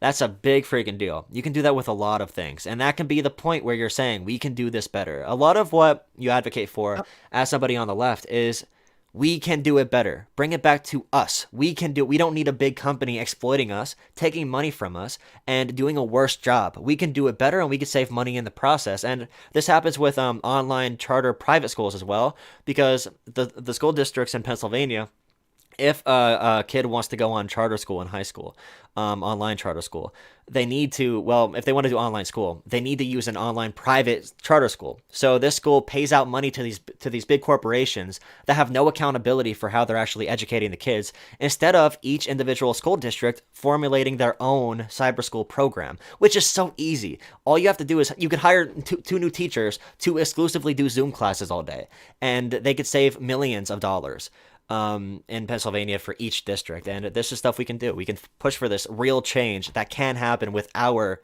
with our input. This is real politics, and yeah. That's also why actually, more people should pay attention to local and municipal politics and become involved and just vote. I know a lot of people tend not to vote in those, but that's the stuff that affects your daily life. It's your taxes, it's your garbage collection, it's your roads, your local places of employment, where you go to eat. Like all of this stuff is under local purview. And also, when we're talking about electoral politics, if each community has a progressive somewhere on a school board, on a city council, if these people in their communities have a progressive somewhere who does a great job, when they see a progressive running for president, they might be a little bit more open to that person. Like with the more and more political power we actually grab from the bottom. And yeah, that's very important and needs to be focused on. But by the way, um, I don't have anything else written down for what happened in 2020. Nothing really happened this year. It was pretty uneventful. Um, yeah, I don't know. Well, Brexit is going to happen right at the end of the year. They finally got a deal for that. Oh my Good old God. Britain. It, Let's see. Aside from the coronavirus, there were the fires in the Pantanal region of Brazil. There was the massive general strike in India recently, led predominantly by I think the Communist Party, or like the actual Marxist Leninist Party. It's kind of a big deal. Um, it started as a farmers' protest, and strike has turned into a mass movement. Um, how that works sometimes. What else did we have in 2020? There was, what was the thing that happened in Europe that wasn't the coronavirus? Something happened in Germany, but I can't remember what it is off the top of my France had head. some big issues with Oh terrorism yeah, and France's Article 24, where it's like, yeah, that was a hey, response. actually, we're going to make it so that police can just arbitrarily detain you, and you are not allowed to film them. And the French did what they do best, which is freak the fuck out. So I Yeah. love that. If you questioned a school teacher for showing a video you didn't like, you can get a felony charge, the equivalent to a felony. And also, if you just immigrated there, if you just migrated there, whatever, and you question a teacher's video and you say this is insensitive, they could deport you. That's another thing that was in, I think it might be the same article, it might be a Oh, different one. That was a really harsh thing because Bruno Le Maire, their finance minister, and obviously everybody at the top throughout. I think he said the most public statement saying exactly this. But they said cultural radical Islam is taking over France, and if they stop these progressive Islamic ideas, then they'll stop the terrorism. But we know that only causes more problems. It'll never actually help. But that is the reaction of a really neocon government. I mean, they're oh, still better at governing than America is when it comes to economics and stuff. But when it comes to that's not saying not much. saying much. Yeah, yeah, yeah. But yeah, that's really frustrating and really unfortunate. And they had the beheading that happened there and a bunch of attacks, which only reinforced. Even the most progressive people in that government, by the way, were coming out and saying that we need to do something about this cultural issue of cultural Islam, which is really unfortunate. But yeah, Yeah, I yeah. mean, that's a whole topic for another day. With France and stuff, but other sort of big stories that are sticking in my mind from 2020 is, of course, the American election itself, and some of the mass protests that we saw in the lead up to it. Um, the lockdown in DC with military people and the National Guard or whatever it is you guys have down there. Yeah, it's a um yeah, when it comes to all the civil pressure, I don't really feel it where I am because I'm in the middle of freaking nowhere. So I'm not near any cities, so I wouldn't feel any type of like disruption to the normal system, I guess. I haven't seen how bad the MAGA rallies actually are. I know Dylan Burns, he does pretty cool stuff. He was down there on the ground. He has some good videos about that. He actually did a video with Watch if anybody wants to check that out, talking about his experiences on the ground. So all that stuff happened. Rittenhouse was a big topic. Um, Yep, Kenosha. I think a majority of Americans are leaning towards this side on the last poll I saw, which is cool. Um, yeah, the proper propaganda works. Just in general, I think we covered a lot about this year. We just had some good conversations about the brightness ahead of us and behind us. But do you have any cool predictions for 2021? I mean, the spiciest prediction I have so far is the collapse of the United Kingdom.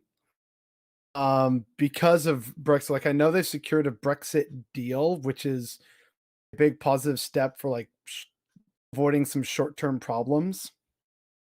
The problem is that they're still going to leave and be on the outside, and there's parts of Britain like Scotland and Northern Ireland who very much want to be within it. Now that again, they do have a trade deal, so this may smooth over some issues.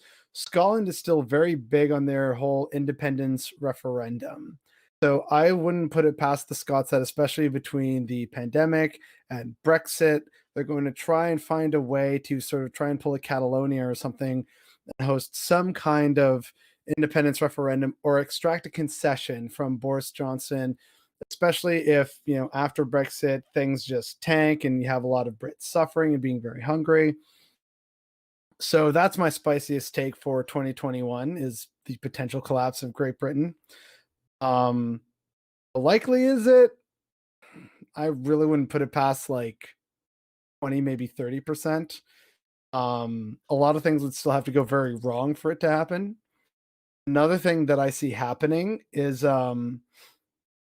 you're going to see a lot more eco-fascism in 2021 because the West is hoarding a lot of the vaccines and vaccine production, and various pharmaceutical lobbyists have lobbied against, UN voting members to allow their like these poor nations like India and the global South in general to produce their own vaccines. They're saying no, it's got to be from one of these main pharmaceutical companies because money, money, money, welcome to capitalism, right?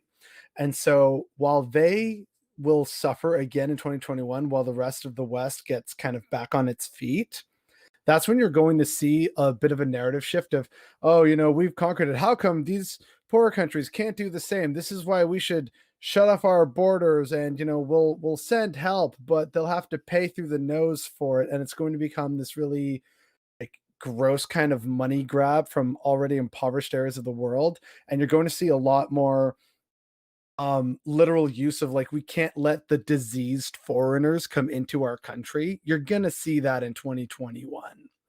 So those are like the two big things of like, is there going to be bad things that happen in 2021? Other things that may happen is like some kind of economic collapse again somewhere somehow, like it starts in Europe or somewhere else like in India, because oh no, the communists took over in India, maybe, I don't know, and then everyone's like, oh.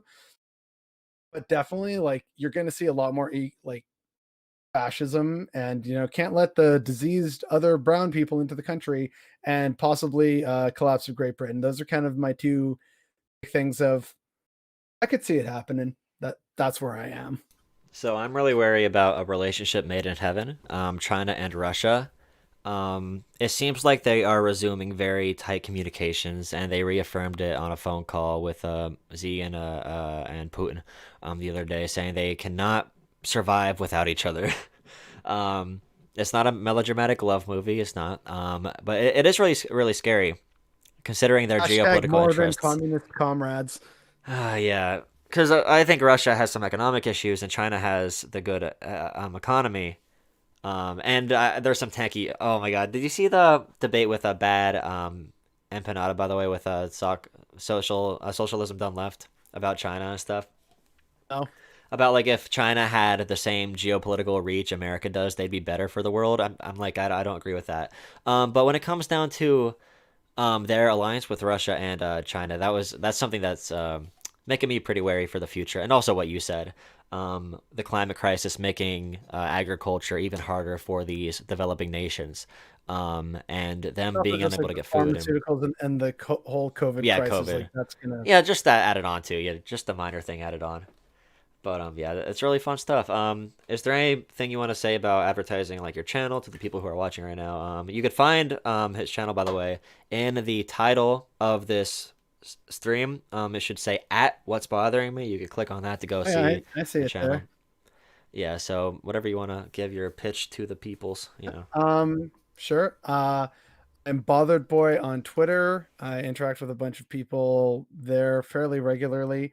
Um, on my YouTube channel, What's Bothering Me Today, I upload videos every day about something that's bothering me.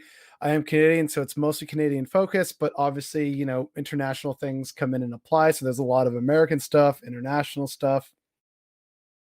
And I've also started dipping my toes into streaming recently. So hopefully there will be more of that on Twitch. You can find me as, all one word, What's Bothering Me Today.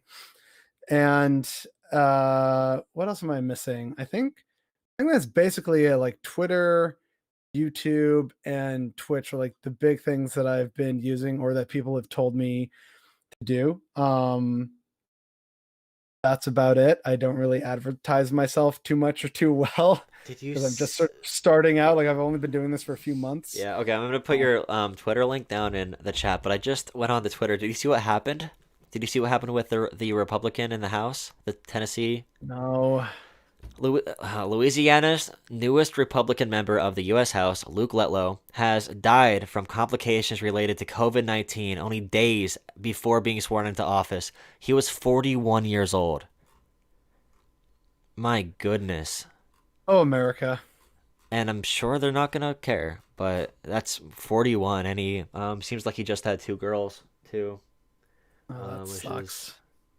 he was a COVID denier, which is I think he was, yeah, pretty sure. Only if they're Okay. Republican. Anyway, here is the link to this channel, well, to Bothered Boys Twitter, and thank you for having this awesome You- conversation. I know we had a nice Yeah, we kind of went all over the place a few times. that's my Uh, favorite conversations. It doesn't make for the best like videos, but it is a fun conversation.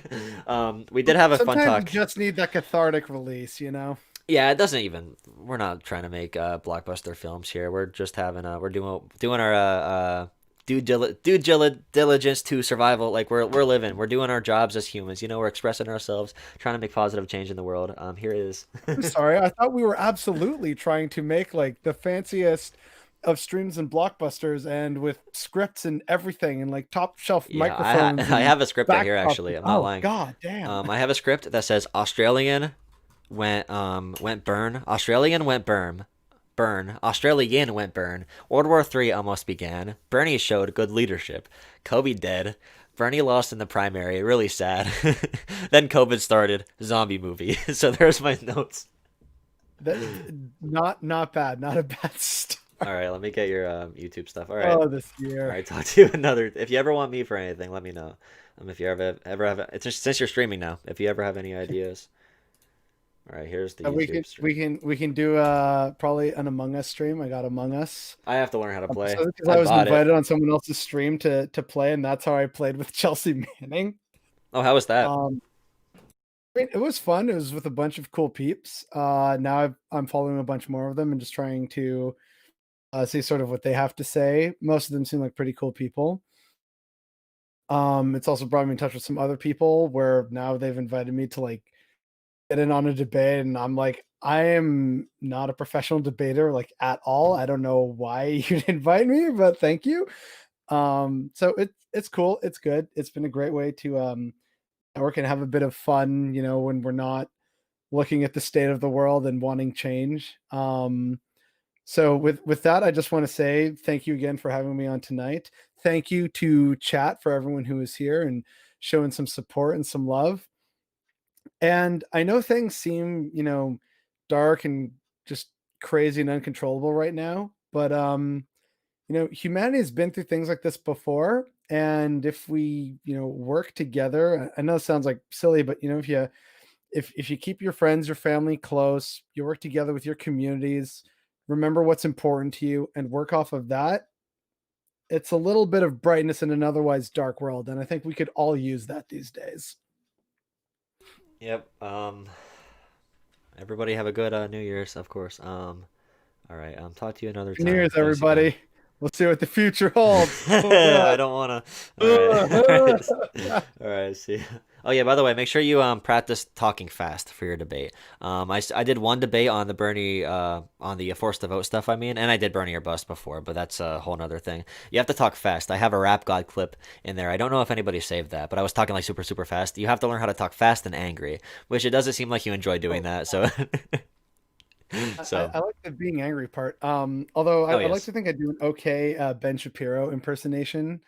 Of just in terms of like how he just tries to make things sound factual, right? So, for example, listen, what is the manliest thing, right? You know, big dude, muscles, ripped, big beard, right? That's the manliest thing. So, if you are a gay man and you like that, that makes you the manliest kind of man because you like other men. That's the manliest thing you could possibly have. And that's my Ben Shapiro impersonation. All right, that's really good and a good note to end on. All right, good night. Good night. Okay, I'm gonna save that clip. I'm gonna post it to Twitter. All right. How do you do Oh, this? God. Add, create highlight video. All right, create. Perfect. All right, talk to you later. Have a good night. Good night, man. Whoa. Hmm. There's me. Wow. Up there though. Who's DT? Who is?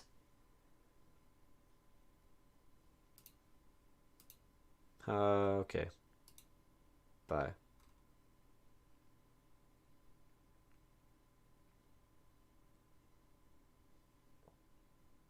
Who's the fastest talking Canadian, dude? Who knows? All right, tell me who this DT guy is. I'll look, or is it they or she by chance? Uh, DT. Who is this person?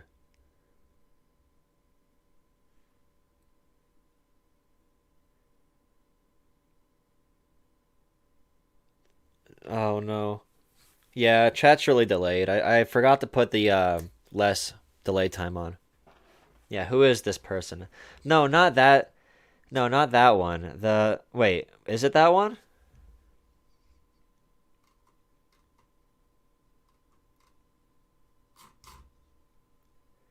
Who is DT? Who? Why are messages being retracted? What's happening? I don't know what's going on. You're a mod in Destiny's YouTube chat. What's up? It was your first time?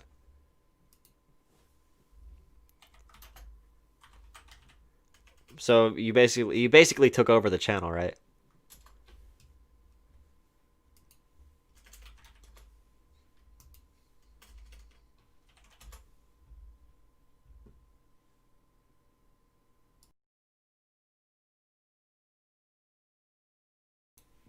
Self-modding. Yeah. Oh no.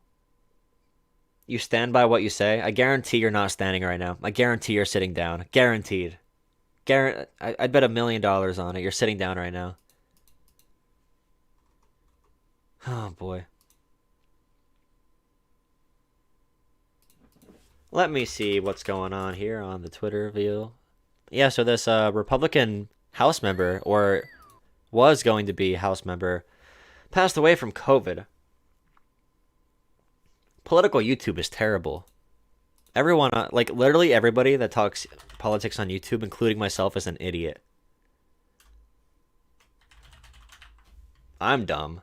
We're all dumb in some way. And I couldn't get anyone to play Goblin and my friend Marv, and neither of them were available. I'm watching Sock Down Left's. All right, everybody go to Sock Down Left's chat and talk to. I think he's playing. What is that game? What game is this? Do with like skill, and I really like it. There's like a build. What game is this? Aspect, and I don't know. I don't really enjoy the like swordplay sort of combat. Am I just dumb? Co-op? Is that like a popular game that I don't know?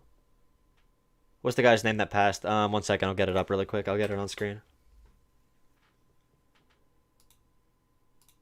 Let's see. Explore. Luke Letlow.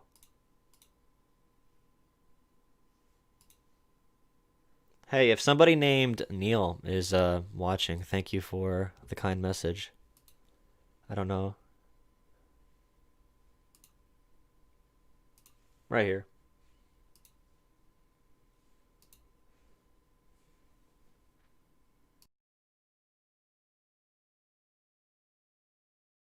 Oh.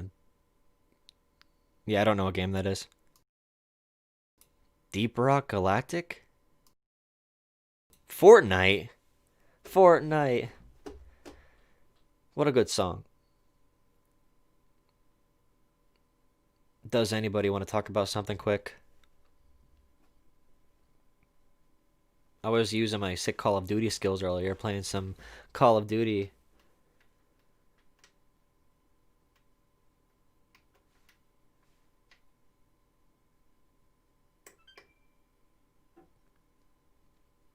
Thank you, Cloud, for the $5. Thank you.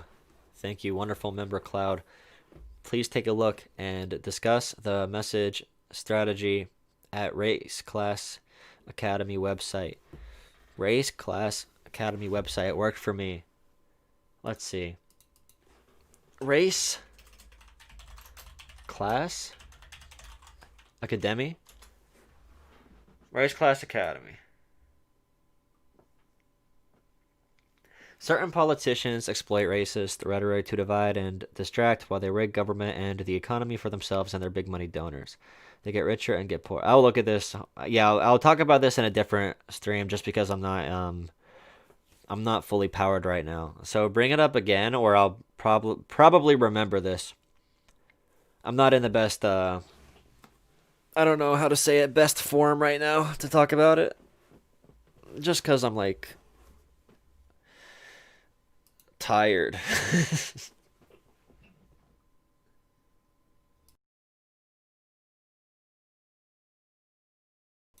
Cringe, he's confused now?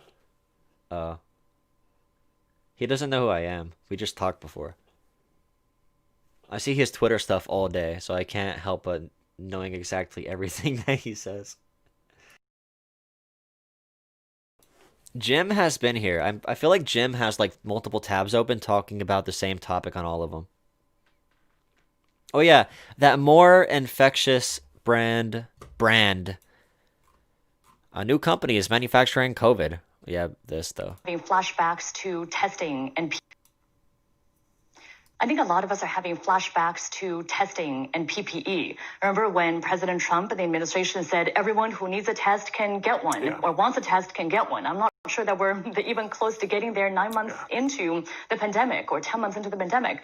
I'm concerned that this is just part of the playbook again of diffusion of responsibility, of basically throwing up our hands and saying, well, we, the federal government, did our part, but then local and state health departments that don't have the resources are now not doing theirs. I think also the speed, 2 million in 2 weeks sounds really impressive, but I did some back of the envelope calculations here. And at that rate for a 2-dose vaccine, for us to reach 80% herd immunity in the US through vaccination, it will take us 10 years at a rate of 1 million vaccines a week. Or put in a different way, if we want to get there within 6 months, we need to be doing 3.5 million vaccinations a day, not 1 million a week.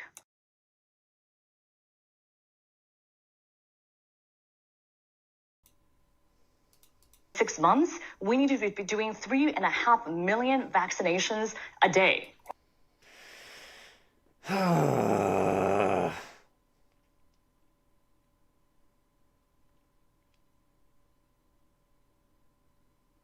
Wow, that hurts. No, the predictions are at the current rate, okay? It would take 10 years. 10 years to get herd immunity in the US.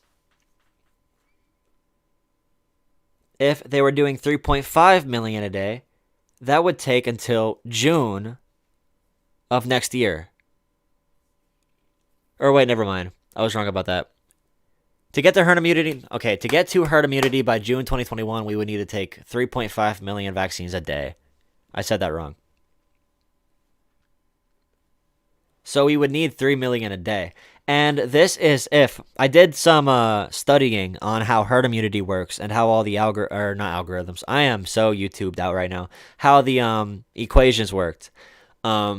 To get like the herd immunity number you need, and it would be closer to 80%. And this can be thrown off by the behavior of people, and also if a new mutation takes over in the US. So right now, the new, more infectious version of COVID that was in the UK is in Colorado, which is more infectious, which means herd immunity will be harder to achieve, and the current vaccines might not protect against this version of COVID, which is bad. And here's that clip I was talking about. Dude, if you want to do politics, you got to fucking understand the issues. It's not all just emotions and fantasy life. Or if you want to do emotions and fantasy life, then own it and just do critique, and that's great. But don't call people who actually care about the process and bother to do some fucking research dummies because they look at things a little bit structurally. It's an easy hustle. It's an easy market. It's an easy game. But it's not contributing to anything. It's not going to help us win. And to me, it seems like, if anything, at this point, this is helping Trump. If we have to fight neoliberals, we have to fight Trump, we have to fight establishment Democrats, we have to deal with the corporate hegemony, we have to deal with ideological conformity of a global elite, do we really need to spend our time on YouTube just giving people dumb emotional releases? Or actually help them think about how they actually get power? And I know that that was spoken like a true fucking corporate sellout. The fuck out of here, man. Do some research. Get serious. Yeah, so I wish I would have seen this earlier, because this really speaks to what I'm trying to do now, of course. Thank you for the $5 super chat, Spencer, again. John Delaney was yes, John Delaney's best moment. John Delaney, the powerful man made of pure muscle. John Delaney, muscle. Oh, yeah. John Delaney muscle. No, what? No, I spelled it wrong. Oh, no. John Delaney. This man. He had a good idea. He had a good idea. Tie vaccines, or actually, tie stimulus checks to getting the vaccine. It would work, honestly. Delaney-acs in, baby. Let's go. Look at that small, too small. Look at these two powerhouses.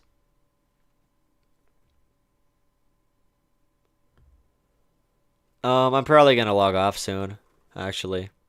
We were talking for a while. I wasn't gonna talk about stuff today, but I have some stuff lined up in the next couple days. Tomorrow, I want to talk about Crystal Ball and how her reporting is only margins better than Tim Pool when it comes to serious topics and actually informing people. Because she did the exact same thing with Fauci and COVID that Tim Pool did. And she tries to say a bunch of BS around other issues too. So we're going to watch that video. And, yeah, I don't know. A couple other things I'm sure is going to come up. That Congress man that died at 41 from COVID is insane. Free PS5 with a vaccine, basically, yeah.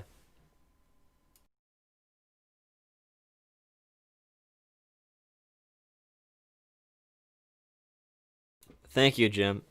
100,000 subscribers soon. Maybe in like 10 years we'll get to 100,000. Yep. I gotta find out. No way a right-wing place ran by Sex Buckton would do that, would they? Good night, Taylor.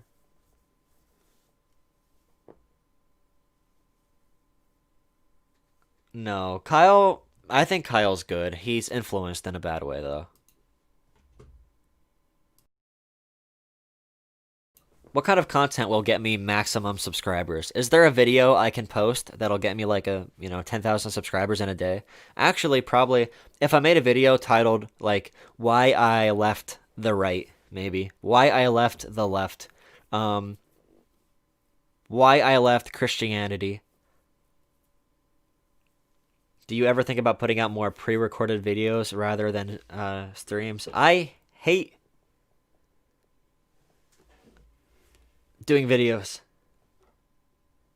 I really hate doing videos.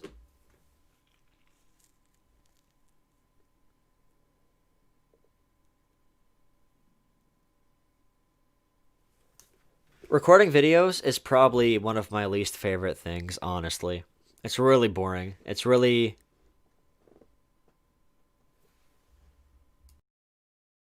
Mulaney had a good debate, yeah. Yeah, he did get roasted for that. Do why I left the center. Why I... Yeah, I don't know. How I escaped the far-right pipeline. As a liberal, I'm a milquetoast centrist. Why radical centrism is the only way forward. Brianna Joy Gray, yeah, her tweets are pretty interesting. But hey, they're organizing branches of Force the Vote wings.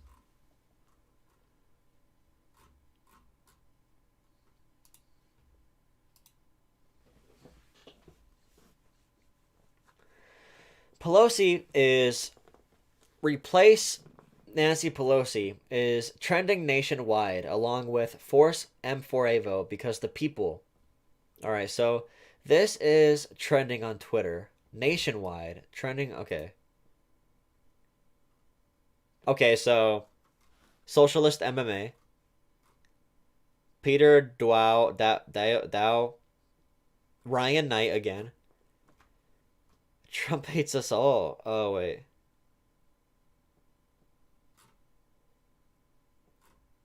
That's a lib.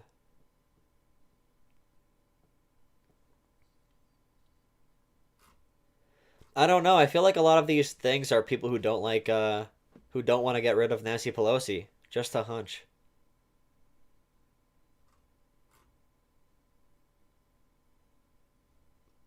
But yeah, just the idea.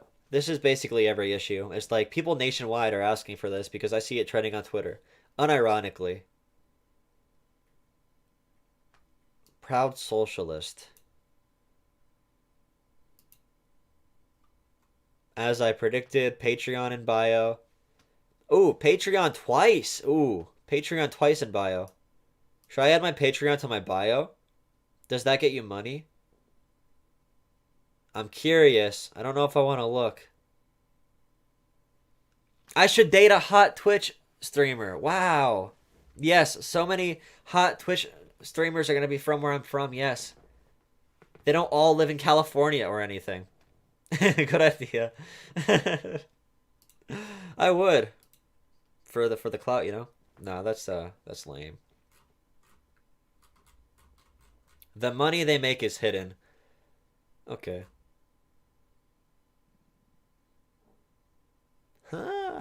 Okay, cool. Cool. That's how you know people. There's some tweets you can read, and you already know that their Patreon is listed 10 times in their bio, and in the subheader for their tweet, for their profile too. Make your Patreon your email signature. Yeah, Proud Socialist was a Warren supporter and then took a complete 180 in like a day and became Proud Socialist. I left the virtue signal Twitter. Twitter left. I'm also not good at videos. Like, I don't edit. I don't have any graphics. It would be me talking like this anyway. I wouldn't be doing anything special. Gaming stream? Yeah, I will. I want to go hard next time, though. I want to do like a real hardcore gaming stream where I dominate. And I'm waiting for my earbuds to come in the mail so I can have them underneath my gaming headset. Cat cam. Okay, I can bring cat cam on quick before I get off. 1 second.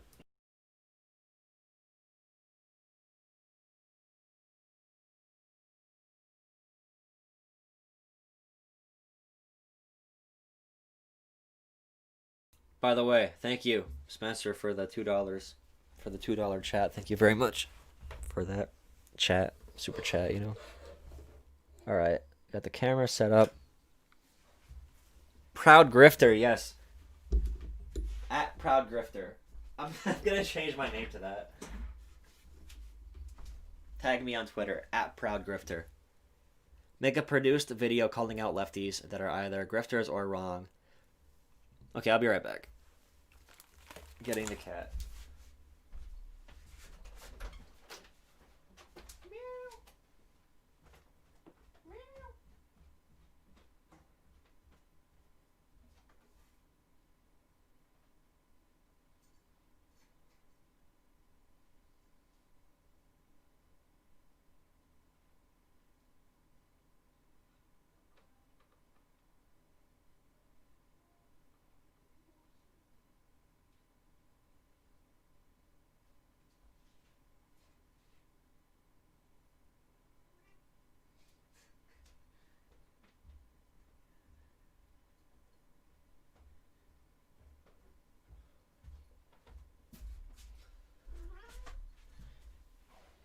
Okay.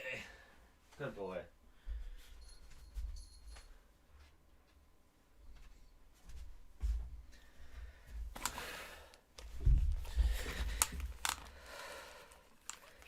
What? What? One of those hot farm girls? What?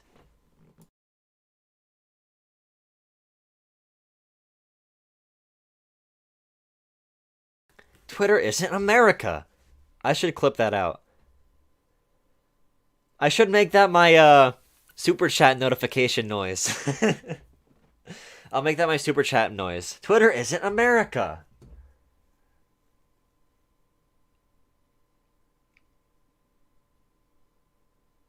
Yeah, I gotta do that tonight. Okay, let me add this camera real quick.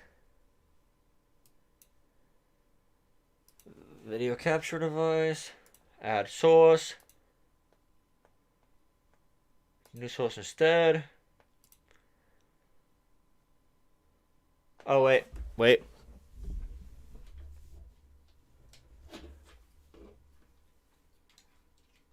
Come on.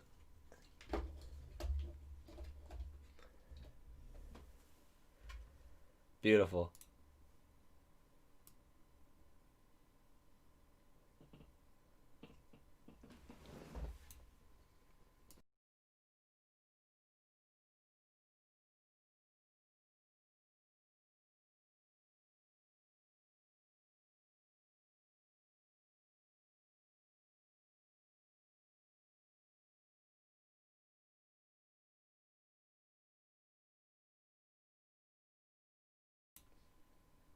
Cat.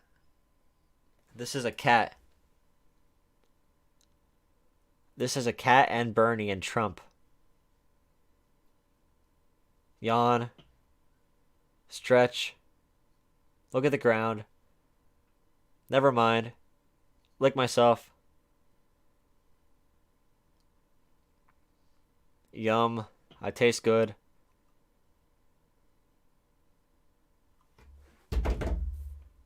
My hand tastes good. Never mind. My hand tastes bad. That one tastes good. Oh yeah, this arm tastes amazing. Oh, my other one tastes good now. Wipe off my eyeball. Wow, look at this. This is a nature documentary channel, actually.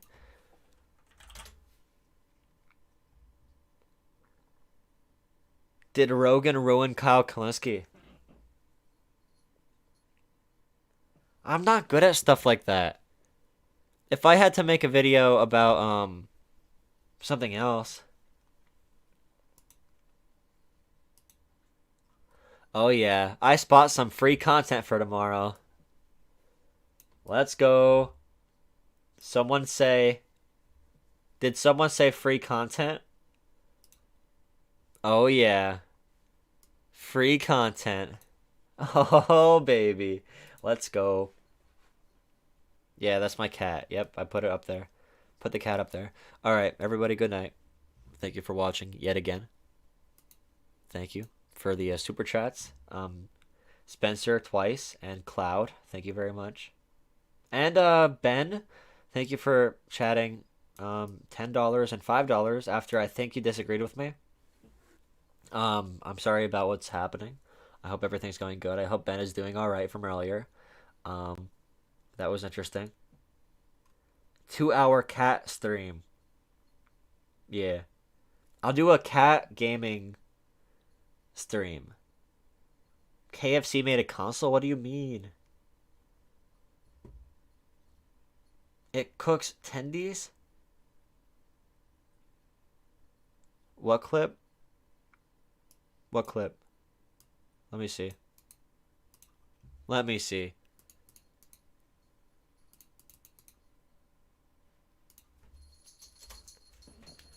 What am I looking at?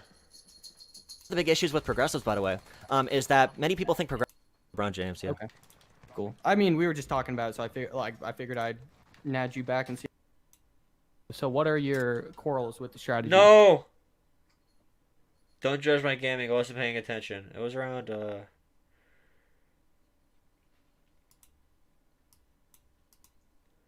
They want their lives freaking improved. Most voters want something that's going to be seeming concrete. And one of the big issues with progressives, by the way, is that many people think progressive. Yeah, so the idea, like, okay, these people want something that'll improve their lives. He says, well, fight for it! Like, yeah, that's not what that means. Like, he doesn't understand what I mean by what I'm saying. Progressives are ineffectual and they cannot get shit done in politics. So what does that's not a reason to say, oh well, then take it, lay down. But you're and take throwing away political capital with the progressives who are currently in there right now, trying to make decent changes and get more people on the inside from the outside. AOC literally ran on putting Medicare for all on the floor, and that's why voters goddamn voted for her. And now, how do you know that's why they voted for her? People all across the country, like Jimmy Dore, he's saying like, oh, we got AOC in there across the country, so she would pass Medicare for all and force a vote right now. You don't know why she got elected by the people who are actually in that district. Maybe the people in that district want her to fight for incremental change or something. People want things that are going to help their lives right now. They want their lives freaking improved. Most voters want something that's going to be seeming concrete. And one of the big issues with progressives, by the way, is that many people think progressives are ineffectual and they cannot get shit done in politics. So what is that going to do to the Democratic Party? So you go against one of the most popular leaders in the party, and you push a policy that not many of them want. And this policy, the reason they don't believe in it is because they think it can't be done. So you bring it up to a vote that loses 100 to 350 in the House.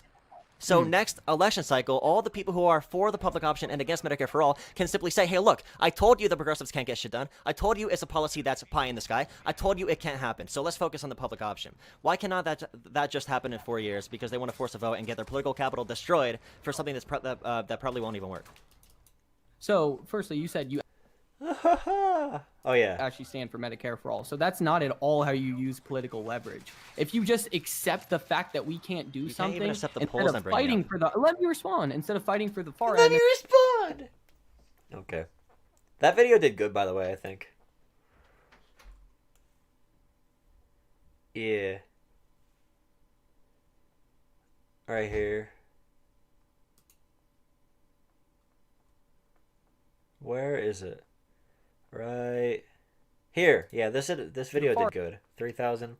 I think a lot of people subscribed off of this too. Oh, thank you, HangingChad. Thank you for the $5 for catnip.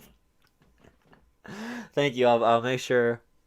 Okay, so at some point I will give the cat treats on stream. I'll give the cat catnip treats one night using that $5. Thank you.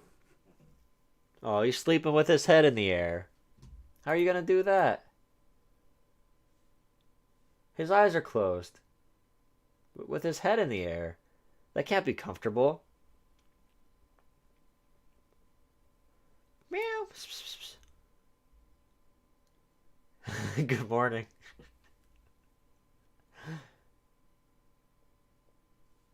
Hi.